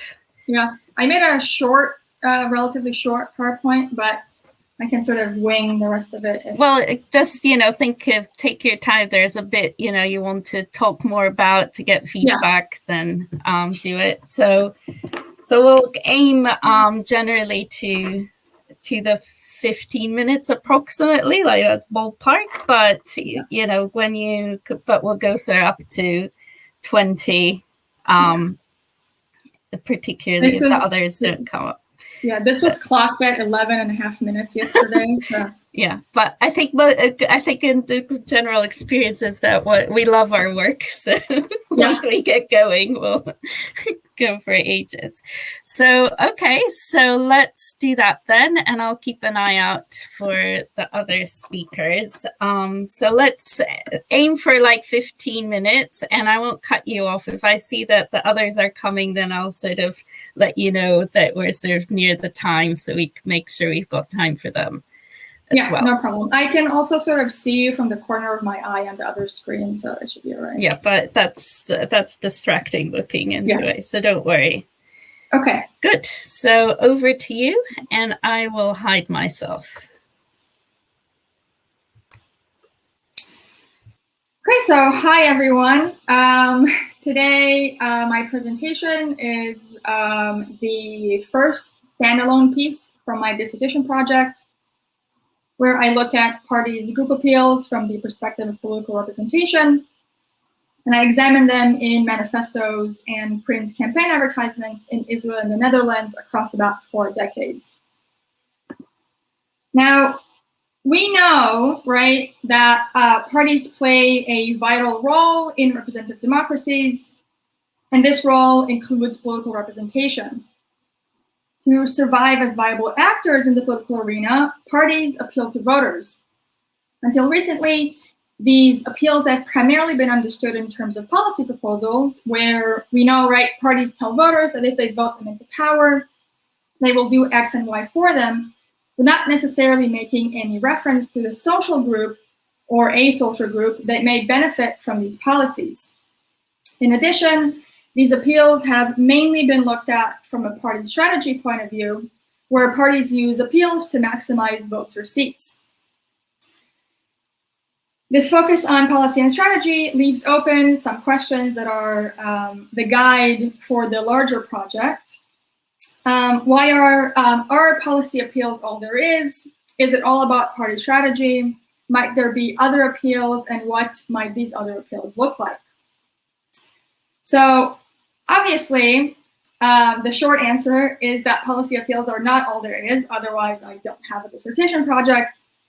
And it's not all about party strategy. We can see here that group appeals, as I will show in the project, are made by both special parties, right? So either niche parties or special issue parties, as we call them. But they're also made by catch-all parties. We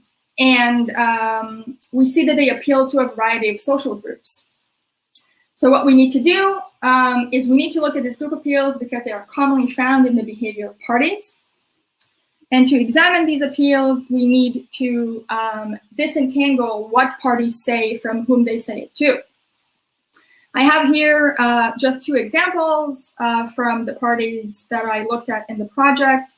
You can see here, for example, that in 1977, the DMC party in Israel pledged that we would act to implement both in law and in daily life equal rights for women, which is the original pledge. But they might as well have said, or they could have said, we would act to implement both in law and in daily life equal rights for everyone, and leave it to us to invariably assume that this everyone also includes women, right? They didn't have to say women. A similar example that follows the same logic is from the Dutch CDA print ad, where they say that we will provide better healthcare for the elderly and the disabled. In this case, we could have also replaced, we could have removed, right, the elderly and the disabled, and they could have just said we will provide better healthcare, which is also a supposedly legitimate appeal that a party could make. But the literature thus far hasn't really paid much attention to these group appeals. Other than my own dissertation, which I successfully and finally finished a few months ago, I'm only aware of a couple of other scholars that focus directly on and define group appeals as a distinct concept. So we have Matt Stau's work, who looked at parties in the UK, who defined group-based appeals as explicit statements that link some political party to some category of people, involving a party associating or disassociating itself with a particular category, like workers, young people, or women. And we also have Steckelberger's work, who did a cross-national comparative analysis and defined group appeals as parties or candidates' explicit stated support or criticism of group categories. My main criticism of these works and these existing definitions is that, first, I think they're actually too broad. While they both argue that they refer to explicit statements, they actually include both explicit and implicit forms of appeals.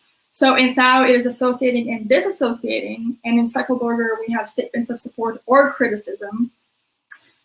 And while it is fine to do that, I think that I argue that explicit appeals and implicit appeals are actually two distinct forms that need to be separated, where explicit appeals don't really require much interpretation on the part of either the listener, be it the voter or the researcher, whereas implicit appeals require varying levels of interpretation. For example, the party says that it is appealing to, I don't know, let's say, women, right? So I can only assume that they're appealing to women as opposed to appealing to some other group, right? We can talk about this later if anybody is interested in in more on this. And my other sort of point of criticism of the existing works is that they only focus on party strategy, which also is generally fine, right? We do this a lot in the study of political parties, but to my mind, this focus is too narrow, and it leads to an evaluation of appeals that is inherently tied to voter demands rather than focus on parties themselves. So what I do here is I propose a new definition of group appeals as explicitly stated support of some social group categories, combining statements of support for the social group and the mention of the social group in the party's name.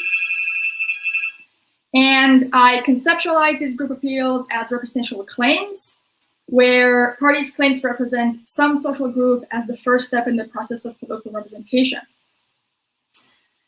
This is based on a constructivist approach to party behavior that is inspired by Michael Soward's representative claims framework. Focusing on the act of claim making itself, I build my argument on 3 assumptions. First, representative institutions are central to modern democracies.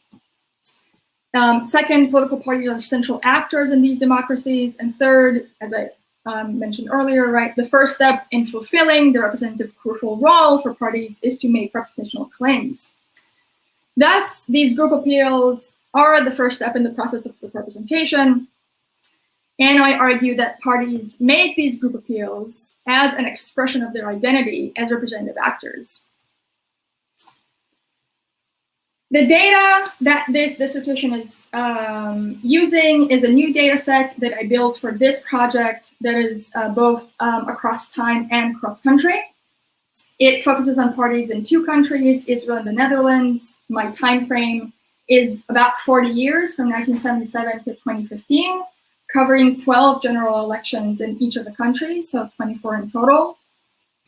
I have 69 parties, individual parties, with which I then gain 269 party observations, since multiple parties recur over the years. And I use 2 sources for my materials, party manifestos,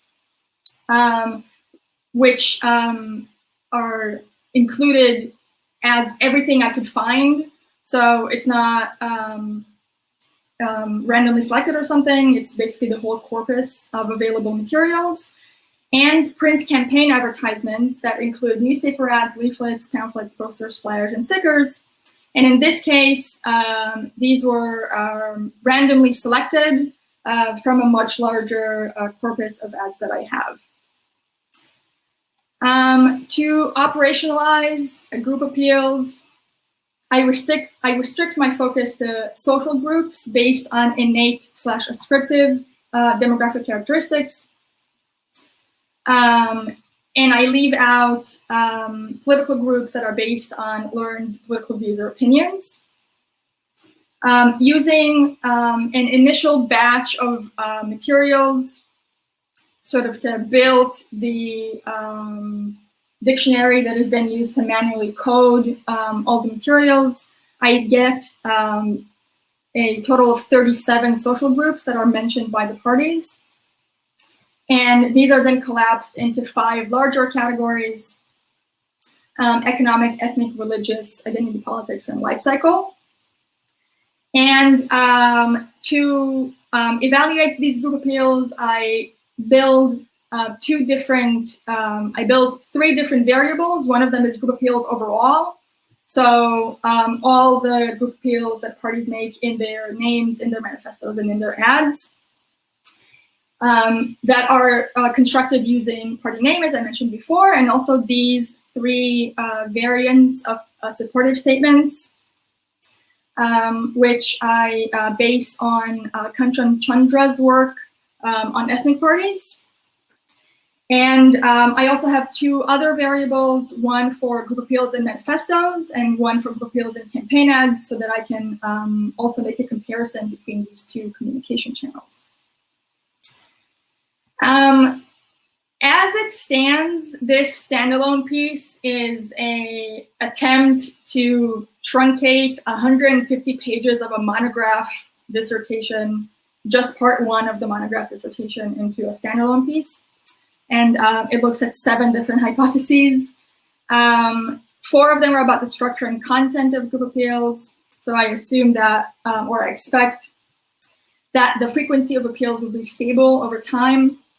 Overall, I expect appeals to economic groups to decline and appeals to identity groups to increase. I also expect that the average number of groups that are mentioned in these appeals will increase over time, and so will the effective number of groups. I also, as I said, compare manifestos and ads. for their group appeals, and I expect that appeals in ads would be more limited than appeals in manifestos. I also test for the relationship between group appeals and party size, expecting that larger parties would make more extensive and less concentrated appeals. So they would both have a larger number of appeals and also mention more groups in their appeals. And I expect a weak relationship between group appeals and party ideology. I obviously planned for a much shorter presentation, so I don't show all the results of the analysis. So just I'll go over what I do have. As you can see here on the left side of the screen, you can see that if we sort of focus on this batch of elections, setting aside the 5 outlier elections, we do see that the frequency of appeals is fairly stable over time, which I thought made sense because parties' representative functions aren't really sort of meant to change, or else if we thought it had changed, then actually in respect to group appeals, it has been fairly stable over time. And also the number of group appeals and the concentration of appeals, the number of groups appealed to, I'm sorry, here on the right, and then the concentration of appeals at the bottom has increased over time as I expected. And the last of these, the concentration of appeals in particular, shows us that parties do include more and more groups in their appeals over time. Looking at the content of appeals, as I expected, appeals to economic groups do decline slightly over time. But actually appeals to identity groups are rather flat. So there actually has not been an increase necessarily as the literature has expected, right? Sort of with the development and advent of identity politics. I have a different bar chart that shows that the group that's actually appealed to the most by these parties are pensioners, followed by workers, women, immigrants, and disabled people. And this actually stays the same even if I remove from the data set the 2 parties, both the 50+ party in the Netherlands and GIL in Israel, who are both sort of targeted at the elderly. Even if I remove them, pensioners move to the second group appealed to the most, so it's not that big of a difference. This finding was particularly interesting because the literature hasn't, the literature on political representation hasn't really paid much attention to this group. And at least the studies that I am aware of the electoral behavior of these groups, both political mobilization and voting patterns aren't really conclusive as to the role of age in these processes. The results are mixed. And so it's not clear that if you look at it from a party strategy point of view, which I'm trying to sort of set to the side, it's not clear that parties have an electoral incentive to appeal to this group, to pensioners. And it is my argument that they do so for the normative reasons of representing a fair chunk of the population. Moving to a comparing manifestos and ads, as we can see here, it is as I expected. Appeals in ads are more limited than appeals in manifestos, which also makes sense, right? Manifestos are larger documents, whereas ads are sort of succinct and try to get exactly at specific groups, for example. But primarily, this means for us that we should try as much as we can to expand beyond our focus on manifestos and also look at other materials produced by parties in elections. Sorry, I skipped that. And very quickly here, the correlation analysis that finds a very weak relationship between group appeals and party size, and this is similar across appeals to individual groups. and for party ideology, both looking at party families. The findings are mixed. So it was expected that because left-wing parties supposedly are more sort of communitarian and believe in group politics, they would make more group appeals, as opposed to right-wing parties who are more individualist, so they would make less group appeals. But that's not entirely true, because, at least not in the findings here, because while social democratic parties do make larger numbers of appeals, but so do conservative parties, and so it's not entirely clear what the pattern here is. And also doing a regression analysis using parties' placement on a left-right scale, it does show statistically significantly that left-wing parties make slightly more group appeals, but it's on, like, the coefficient is really small, and so the results are conclusive. Yeah, really, this is it. Basically, the point here is that the findings do show us that group appeals frequently appear in the materials that parties produce. Parties use them to communicate with voters. They don't necessarily do so for party strategy, reasons, right? Because you would think that they would want to necessarily appeal to the groups that would be advantageous for them to appeal to, but that's not necessarily the pattern that we see here. And while it is very difficult and time-consuming to collect ads and go beyond manifestos, I think it's important for our understanding of party behavior. That's it. Thanks. I am very much looking forward to a discussion in the comments. Thank you. Thank you very much, Ilona. A really nice, clear presentation.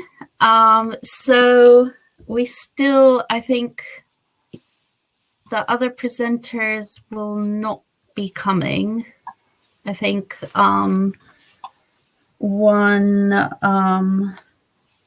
let's see. I think Andrea's daughter is in the hospital, so unfortunately. Oh, no. Yes.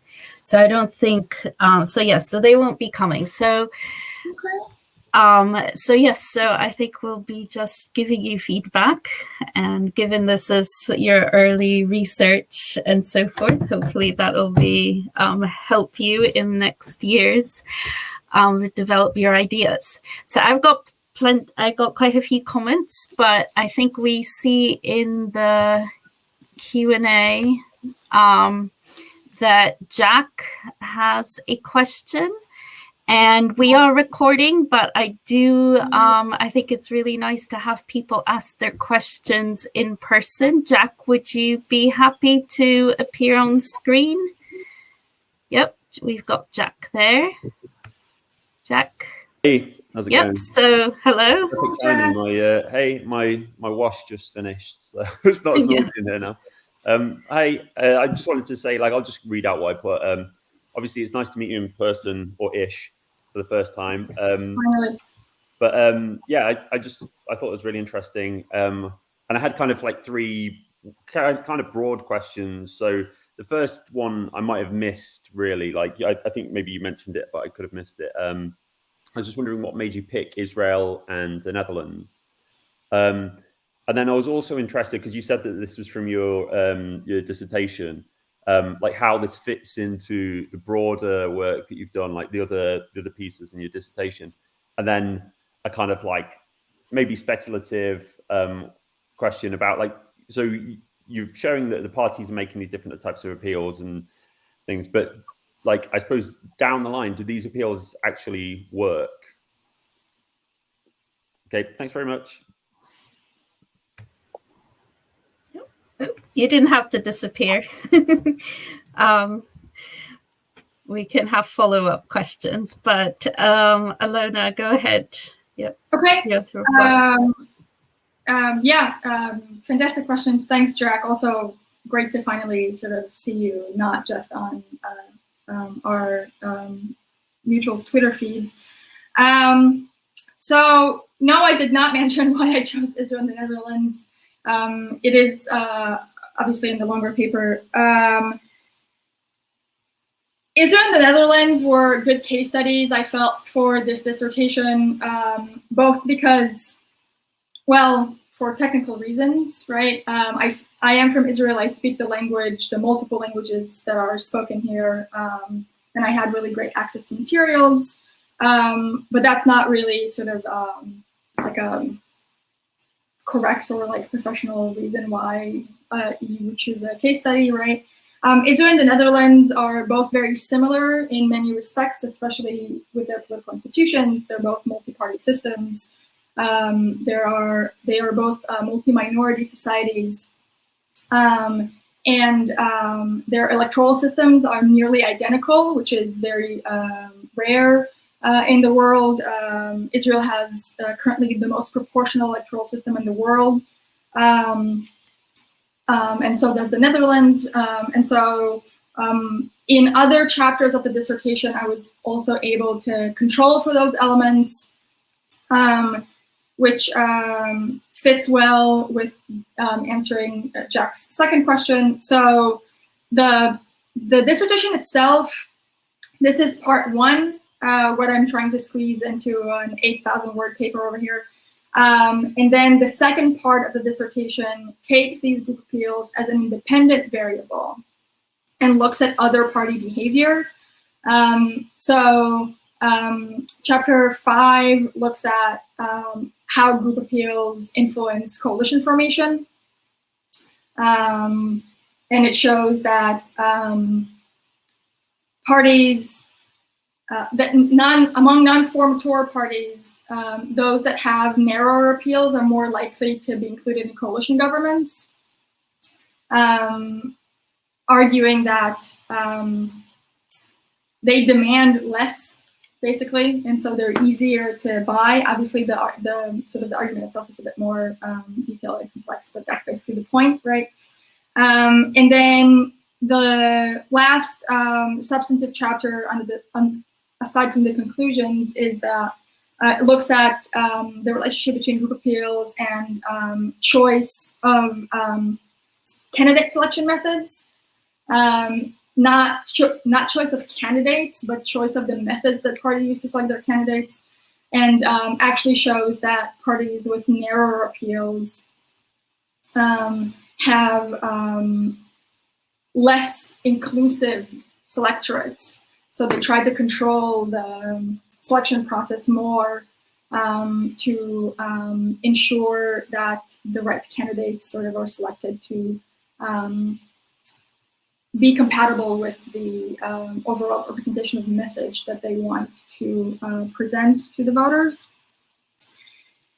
Down the line, yes, of course, chapter 7, the conclusions, has a chunk in it, sort of what I would do next. I tried to quite artificially, of course, detach voters from this project as much as possible. Primarily because I'm a party politics scholar, and I sort of tried to focus on the behavior of the parties themselves.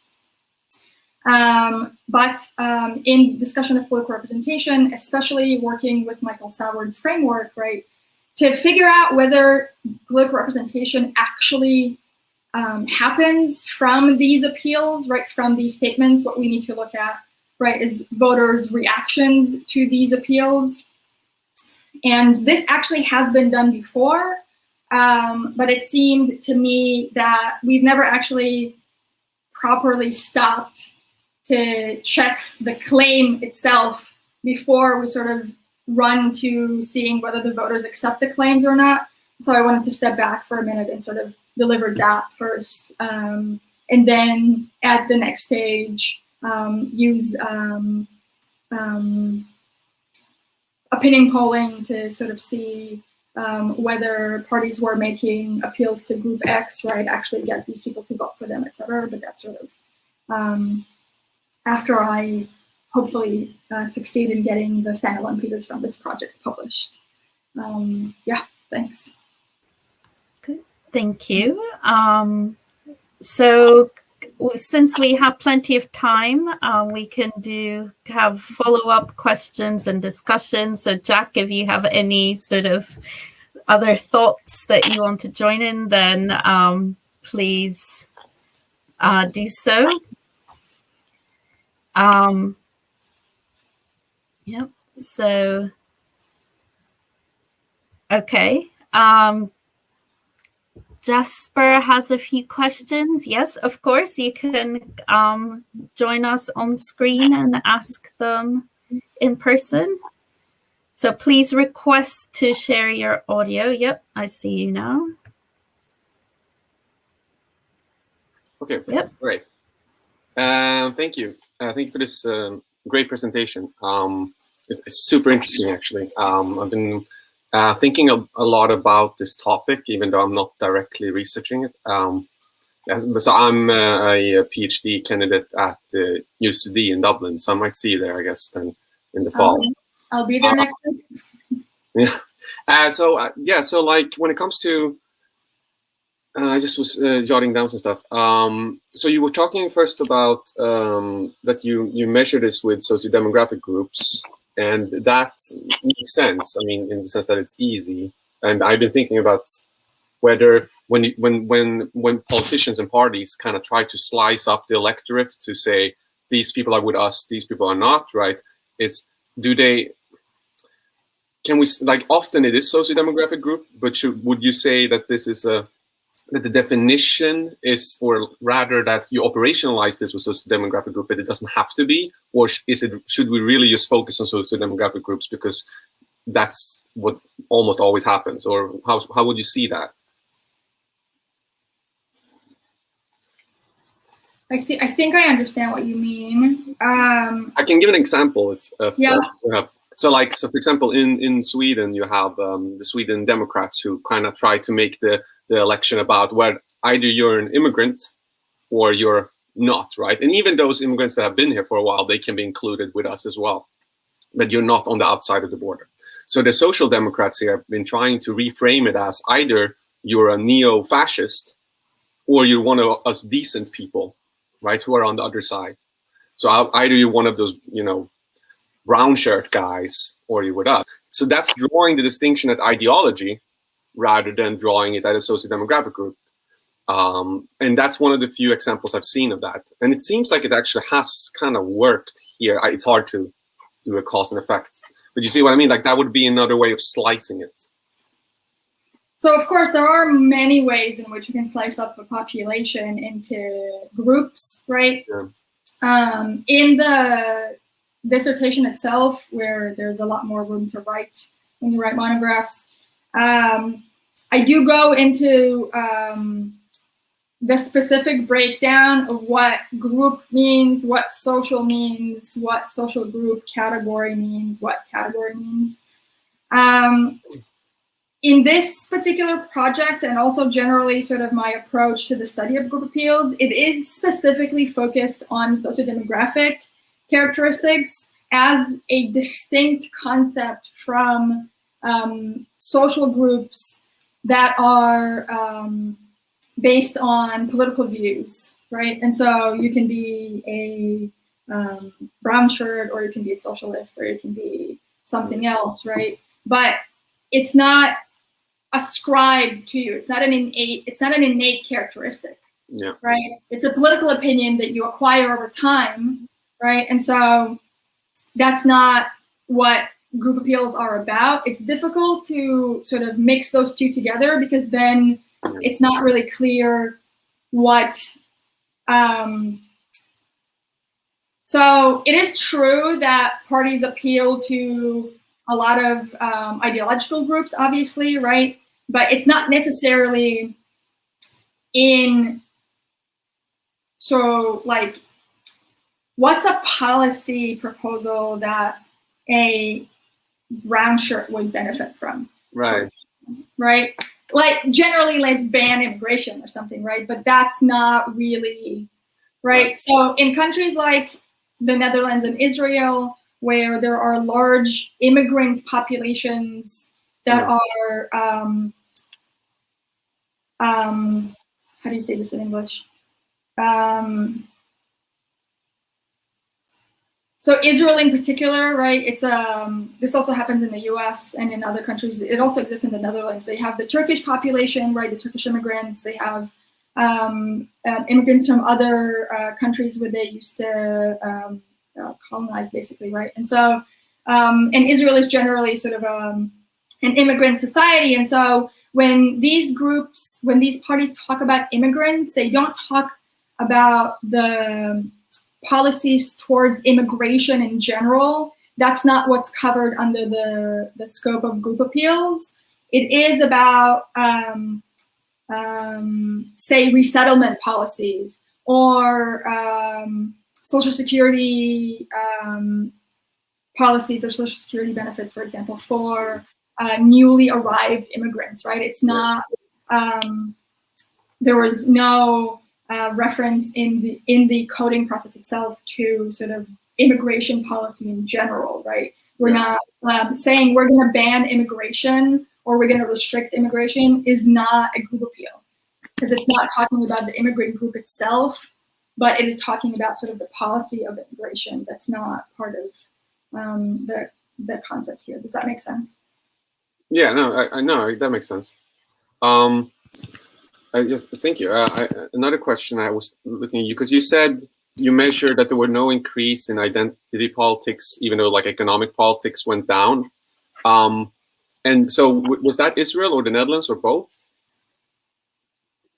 I understand. Because like that seems to me like if I'm looking at the Netherlands and you've seen how if they've gone from having more economic conflict to now, I was just looking yesterday at the Dutch election study from 2017, I think it was, and like they asked what's the most important problem, and the biggest category is minorities, like by far. Like, are you sure that you're capturing their discussion there about the Muslim population, the Moroccan population, the minorities, because that has to have increased over the last 70 years, at least that category, right? I mean, so there's a difference between having a general discussion about minorities and appealing to these minority groups. Yeah. The general discussion of minorities might have increased, but that's not part of the analysis here, right? That's sort of a general party position almost. Discussion, right? It's not about group appeals per se. I could actually share my screen again if that's possible, and I could, because I also have, I mean, things that weren't included in the presentation itself, right? Just because I didn't have enough space. But so this is in the paper itself. Let me do this so that it looks good. Or people can also click on top right. There are three little buttons, just to the right of the, and you can enlarge it. Then you can't see Alona, but you can see the. So this is general. So first of all the patterns that I found are quite consistent between the two countries, with a few exceptions, obviously. Israel has a very large religious population that does not exist in the Netherlands, right? And so you can see here, for example, that Jews as an ethnic group, right, or Arabs as a group, they are really only relevant for Israeli parties and are not really relevant for Dutch parties. But there are also other groups that are, so Dutch Caribbeans or let's see, an identity politics group, right? Turkish immigrants, Moroccan immigrants, these groups don't exist in Israel. But also, as you can see, between 1977 and 2012 in the Netherlands, these groups were only mentioned 11 times in all the party materials and all the party manifestos. Yeah. Right? And so this is in reference to whether parties actually appeal to these particular groups, right? The reason why I focus on explicit appeal in the dissertation is just this conversation. This is fantastic because it's, you could also include negative appeals, for example, which has been done by other researchers, right? And or criticisms of certain groups, right? But let's say that a party criticizes, I don't know, French immigrants. This is in Israel, right? This is just an example, right? Say that the party criticizes in its manifesto French immigrants. Who is this appeal aimed at? Is it aimed at you? Is it aimed at me? I don't know. Do you know? I mean, like we can guess. I think that like because I think when you're measuring like this kind of explicit appeals, you're capturing something very specific, and you know exactly what you're capturing. So like for a kind of paper like this, that makes a lot of sense, because you can exactly formulate what this is. But you're gonna miss, as you say, a lot of these kind of implicit appeals. And like, for example, like yeah, when like if I go to Twitter and I see Geert Wilders and he talks about Moroccans, they're refugees, right? Like, I know that he's appealing to like white natives in the Netherlands. He like the appeal. He doesn't have to say that, but everyone kind of knows. Right, but we're guessing, right? Sorry? We're guessing. Yes, but I mean, like okay, another example. A couple of years ago, I was in Sweden and I was having a conversation with this woman at a party, and she was talking about crime in Sweden, and we were having a long discussion about it. She never mentioned immigrants or refugees once, not at once, but I knew the whole time exactly that she was talking about them.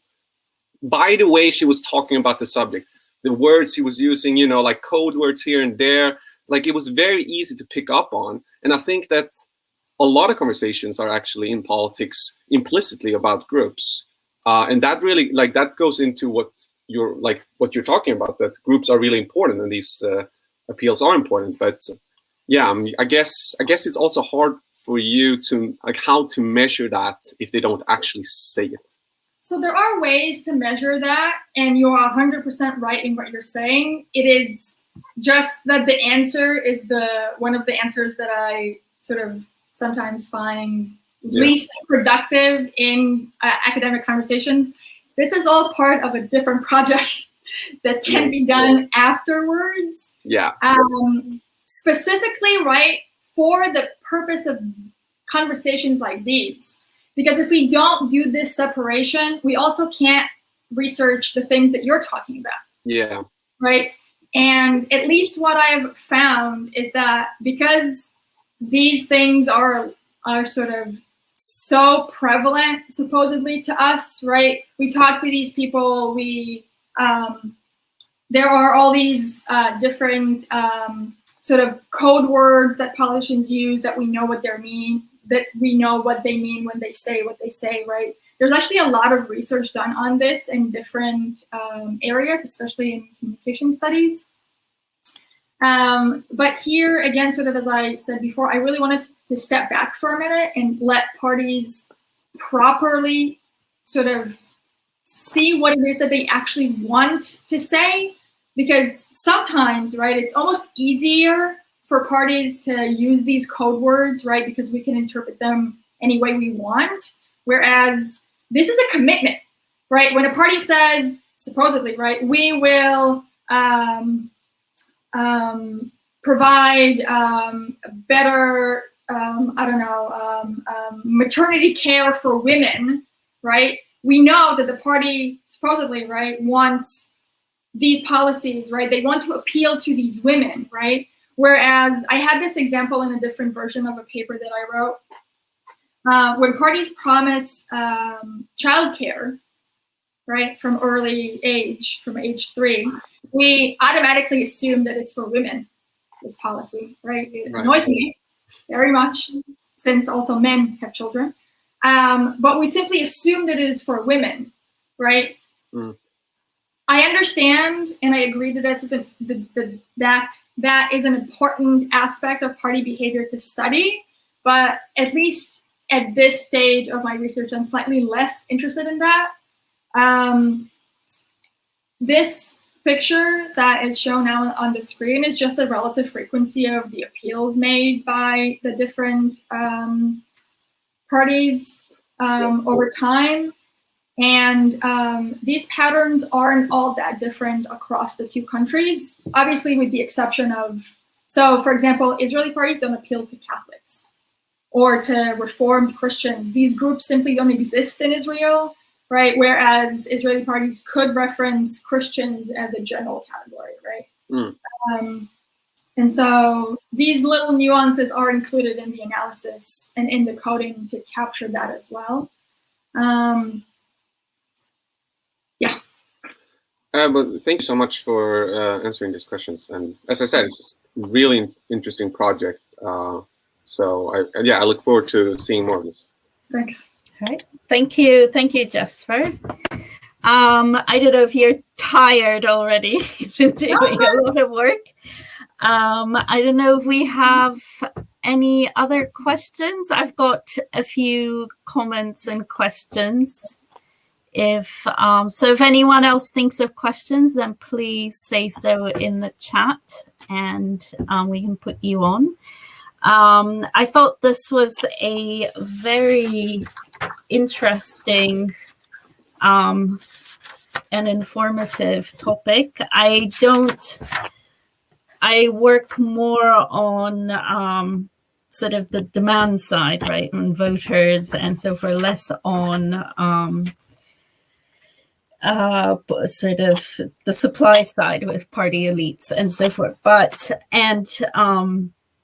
So I was struck by what you said, that the literature has not devoted much attention to really understanding these sort of very targeted group appeals.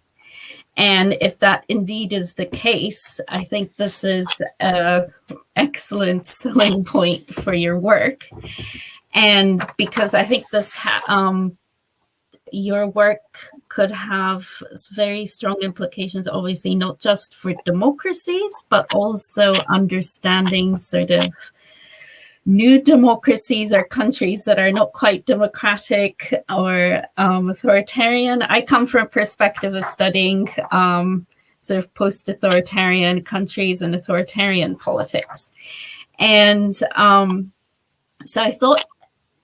I have a few more specific questions, and part of it maybe having your dissertation like more about the theory and the justifications for the hypotheses.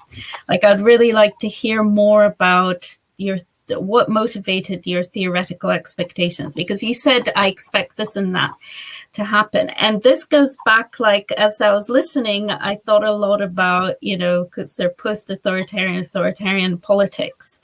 And of course, this is a big dissertation, and congratulations, by the way, on finishing it. And so you probably had a lot of this, in your dissertation, but I was thinking about this sort of broader theory behind, understanding what parties are doing. And so I don't know if you listened to Cristobal's talk yesterday and so forth. He nicely, zooms out, her big picture with sort of what parties are doing.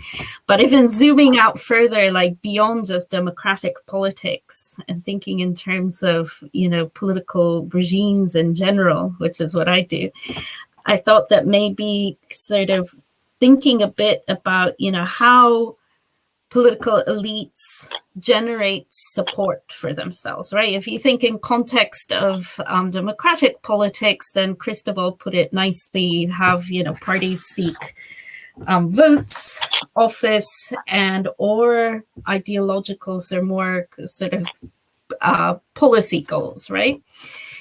And then zooming out beyond, democratic politics, where office seeking dynamics matter, vote seeking matters, right? Authoritarian politics, it matters less, right? Because you'll have some incumbent party, but political support matters, and it's sort of a rawer picture of what's actually how you generate political support and keep yourself in power. And you come back basically to sort of ideological appeals versus co-optation. And I was wondering if that could help you, unless you've already, you might have already done all this, but helping you sort of taking this big picture might help you structure a bit like what Jasper is nicely talking about, these appeals to sort of broader political identities based on ideology, some kind of more constructed group identities versus these very sort of explicit, narrow so more demographic identities like ethnicity and religion. And that could reflect perhaps this dynamic between ideological appeals, which in democratic settings would maybe linked to policy appeals, right? You have some kind of social aims, right? You want to generate economic growth for your country, or you want to bring law and order. These are the more authoritarian, big, grand sort of policy perspectives. And of course, we have all the more democratic ones, specific ones, perhaps, expanding education, provision, standard of living, blah, blah, blah. And then you have co-optation. And so basically buying off specific groups. And that's done very explicitly in authoritarian settings, right? So, targeting specific ethnic groups that are supportive of the regime and giving them resources, right? And you'll see that in Mexico and like in the Middle East, where you have sort of multi-ethnic, religious societies. So I thought maybe that can help a little bit, like organizing some of your thoughts and then helping build the focus on what you're doing and show its importance. And what else? Oh, yes. And coming back to the sort of, the distinction between specific and some more demographic groups. Like, again, coming from the authoritarian perspective, I was thinking about, how like Franco's regime, is a case in point where you have very strong polarization between the left and the right, and very strong appeals to, the regime is saying, we will support a, right-wing project, basically. Same thing like maybe in Portugal and so forth. And so you have strong appeals, but the labels, right, of the groups is, these are we are doing Republicans versus the others, and these are sort of labels from the Civil War, right? And so there's strong divisions, strong identities, but they're not, as you point out, they would not be specifically religious or ethnic. So then I was thinking like how, that if you have these sort of ideological versus cooptative dynamics, where does that fit in? And perhaps if the identities are very powerful, constructed, but very distinct and powerful, maybe does it go into the cooptation? If not, then what you're talking about is maybe more narrow cooptation. And that could explain why.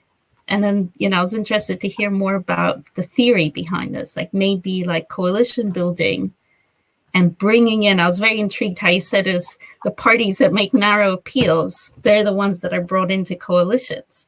So maybe it's about easy opportunities for cooptation. The bigger party says, we'll bring in these people. We know exactly who to pay off to get support. Nice, easy job done. So yeah, so I thought it definitely sparked lots of thoughts. And so I was curious to hear more about the theoretical justifications for some of your hypotheses, if you have some thoughts. Yeah, no, definitely. This is really, really interesting. I almost by default of focusing on representation in democracies, right? I, to a fault, of course, don't really think about sort of what this would look like in non-democratic regimes. This is actually really interesting. I'll get to the cooptation point with the coalition building in a minute. So for the theoretical expectations, I do have I do explain quite at length in the written paper sort of what the theoretical justifications are for my various expectations. At the core, the argument here really is quite narrow in the sense that it looks at the act of political representation in established democracies rather than at the result of political representation.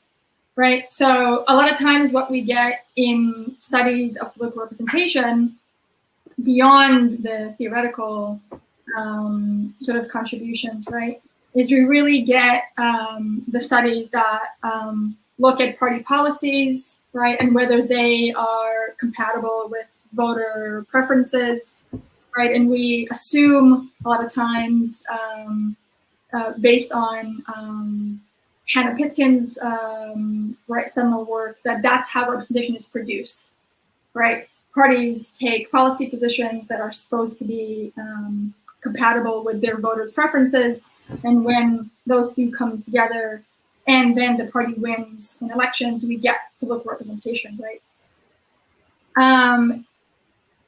Taking the representational claims framework or the original representative claims framework sort of tries to step back from that and say that political representation doesn't necessarily simply come into existence when a party gains seats in parliament and holds X policy positions that are compatible to voter preferences.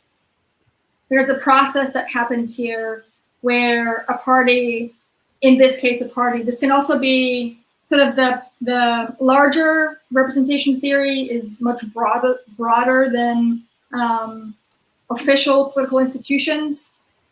But the focus here is basically on a party saying, I represent X, right, via these different statements, right? They don't necessarily say they don't necessarily say the words, right, I represent X, right? But we take these various statements as these claims.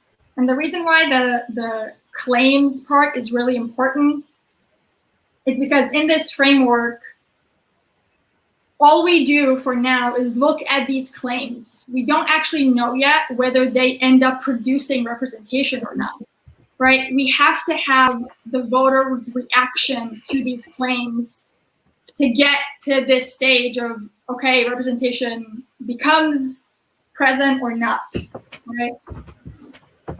And I think that in non-democratic regimes, it might actually be a really interesting thought exercise to figure out whether political representation could exist in non-democratic regimes, right? I mean, I assume that mechanically it could exist, right? But could it exist normatively if all the assumptions of our discussion of political representation are based on democratic norms?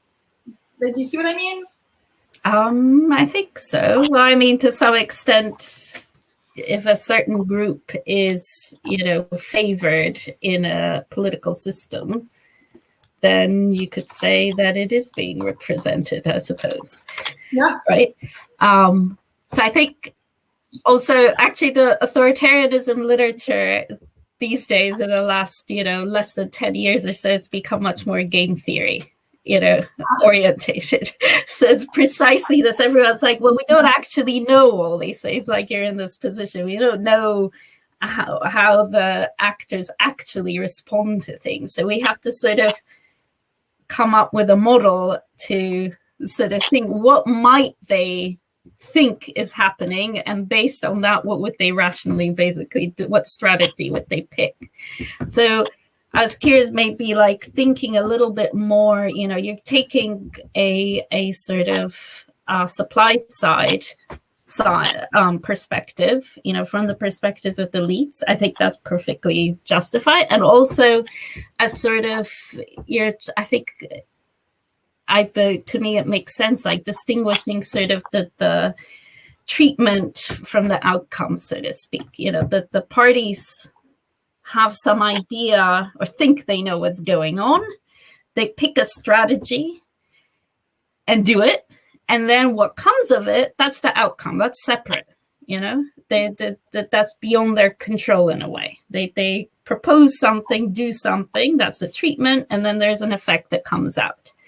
And that depends maybe on other contextual factors. So I think that's perfectly, you know, justified thing. And it helps you then distinguish, make it less of a chicken and the egg question in a sense that you're sort of, but I think it'll be interesting if, you know, thinking a bit more about, you know, what are parties really doing here?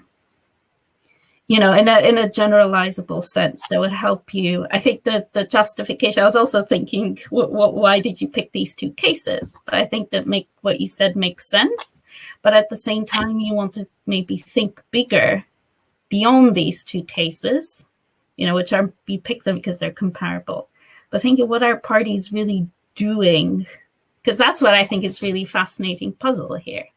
You know, why do they, it's sort of risky strategy in a way, putting all your eggs into a basket of one, you know, specific demographic group. Why would they choose to do that?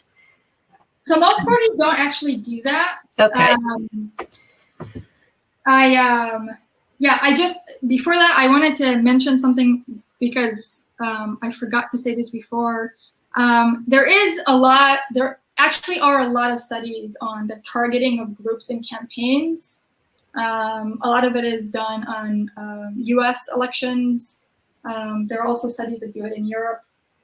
But there isn't really that much discussion in the literature on political representation in this respect. It is a lot of these studies appear either as the supply side to the voter reaction, right? And sort of trying to figure out whether this targeting works, right? A lot of it comes from election studies or from communication studies of campaigns. And this is an attempt to try as much as possible to sort of detach notions of strategic behavior from the act of representing social groups. This is at least partly naive view of political parties, but almost on purpose, or it is on purpose, right? It is sort of trying to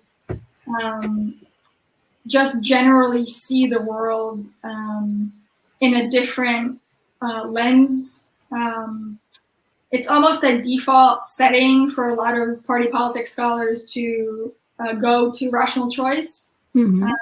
Because we deal with elections, right? And so we try to come up with these models that will either predict party behavior based on rational calculations or predict voter behavior, right? Or else sort of imagine these like campaign strategists sitting in a room trying to figure out what exactly to put in the manifesto to attract group A or B or C, right?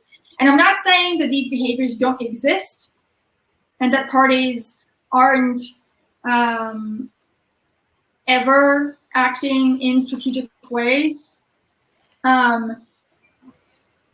It's just that sort of the core outlook of this project, which kind of seems strange, given that in the second part of the dissertation, I do look at both coalition formation and candidate selection, which are sort of more intuitively strategic processes, right? I do try and look at this from the perspective of representation as a normative act, which doesn't preclude that afterwards parties may have also strategic considerations, right? Mm-hmm. It's not. It's almost more of a way to say to strategists, it's not just all about rational choice. Like there are other things here that instead of trying to cram them into our abstract models. Yeah, well, maybe what I mean, it's good to make you put, in your dissertation, obviously I haven't seen it and stuff, but clarify some of these distinctions, and maybe what you're talking about, like I can see that particularly applying to when, newer parties and so forth, where they're sort of growing bottom up, and they haven't been in power long term, and they are, their selling point is being representative. They've got their grassroots sort of mobilization network behind them, and that's what they're leading a new sort of coalition of voters, and maybe their emphasis very much, we represent these people. So that's how they started. It's not like, oh, we've been, in the parliament now for ages and we've lost touch with our voters. Who are our voters? So let's find some, It's the other way around. So maybe making these things clear, if you haven't, I think would add value, highlight the value of what you're doing. So I think we should stop here so we don't exhaust you. But it was a excellent conversation. Can I just say one small one go last ahead. thing? Sorry. I just want go ahead. To say that the comment on the coalition building is incredibly helpful. I never thought of the process of coalition building as basically a process of cooptation in democracies, right? Because there's a lot of literature in Russia, on this type of, because I work a lot on Russia. And that's how things work. You have this within system opposition, and so like the Communist Party. I mean, I can later recommend, if you email me, swap emails, I can recommend you some stuff. So this, you're not working with authoritarian regimes, but it can help you a little bit with the theory. No, but that's exactly what they do. So, the regime says to the sort of sanctioned opposition, call off your, tell your voters to not protest, and we will basically fund you. So like all the sanctioned opposition in Russia right now is Kremlin funded. Basically, they don't get independent donations. They just get funded by the regime.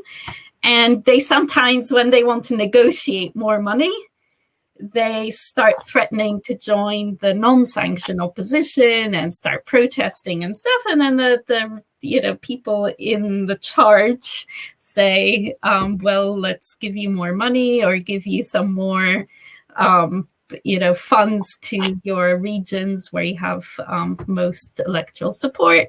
And then you tell everyone to calm down and, everything's good now. And that's exactly how so it's sort of representation in a weird way, I suppose, insofar as, and they tend to be like Communist Party tend to be older voters in sort of agricultural regions. And yeah, they do get some pork barreling basically out of it. This is fantastic. Thank you very much. I'd love to get some literature from you on this later. Yeah, definitely. Yeah, good. So thank you for taking the floor so long and providing us with such a great discussion and presentation. And thank you to Jesper and Jack as well for all your questions.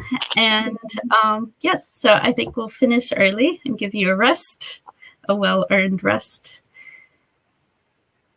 Great. And, yep, so you can hang around in the networking if you feel brave. Speed dating, sort of a speed dating exercise. But all right, so good luck, and do Alona, I can get in touch. I could give you my email here. Yes, excellent. Thank you.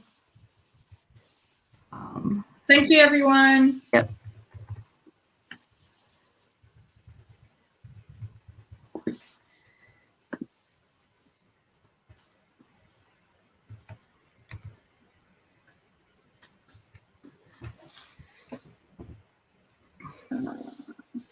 And I might add that. So.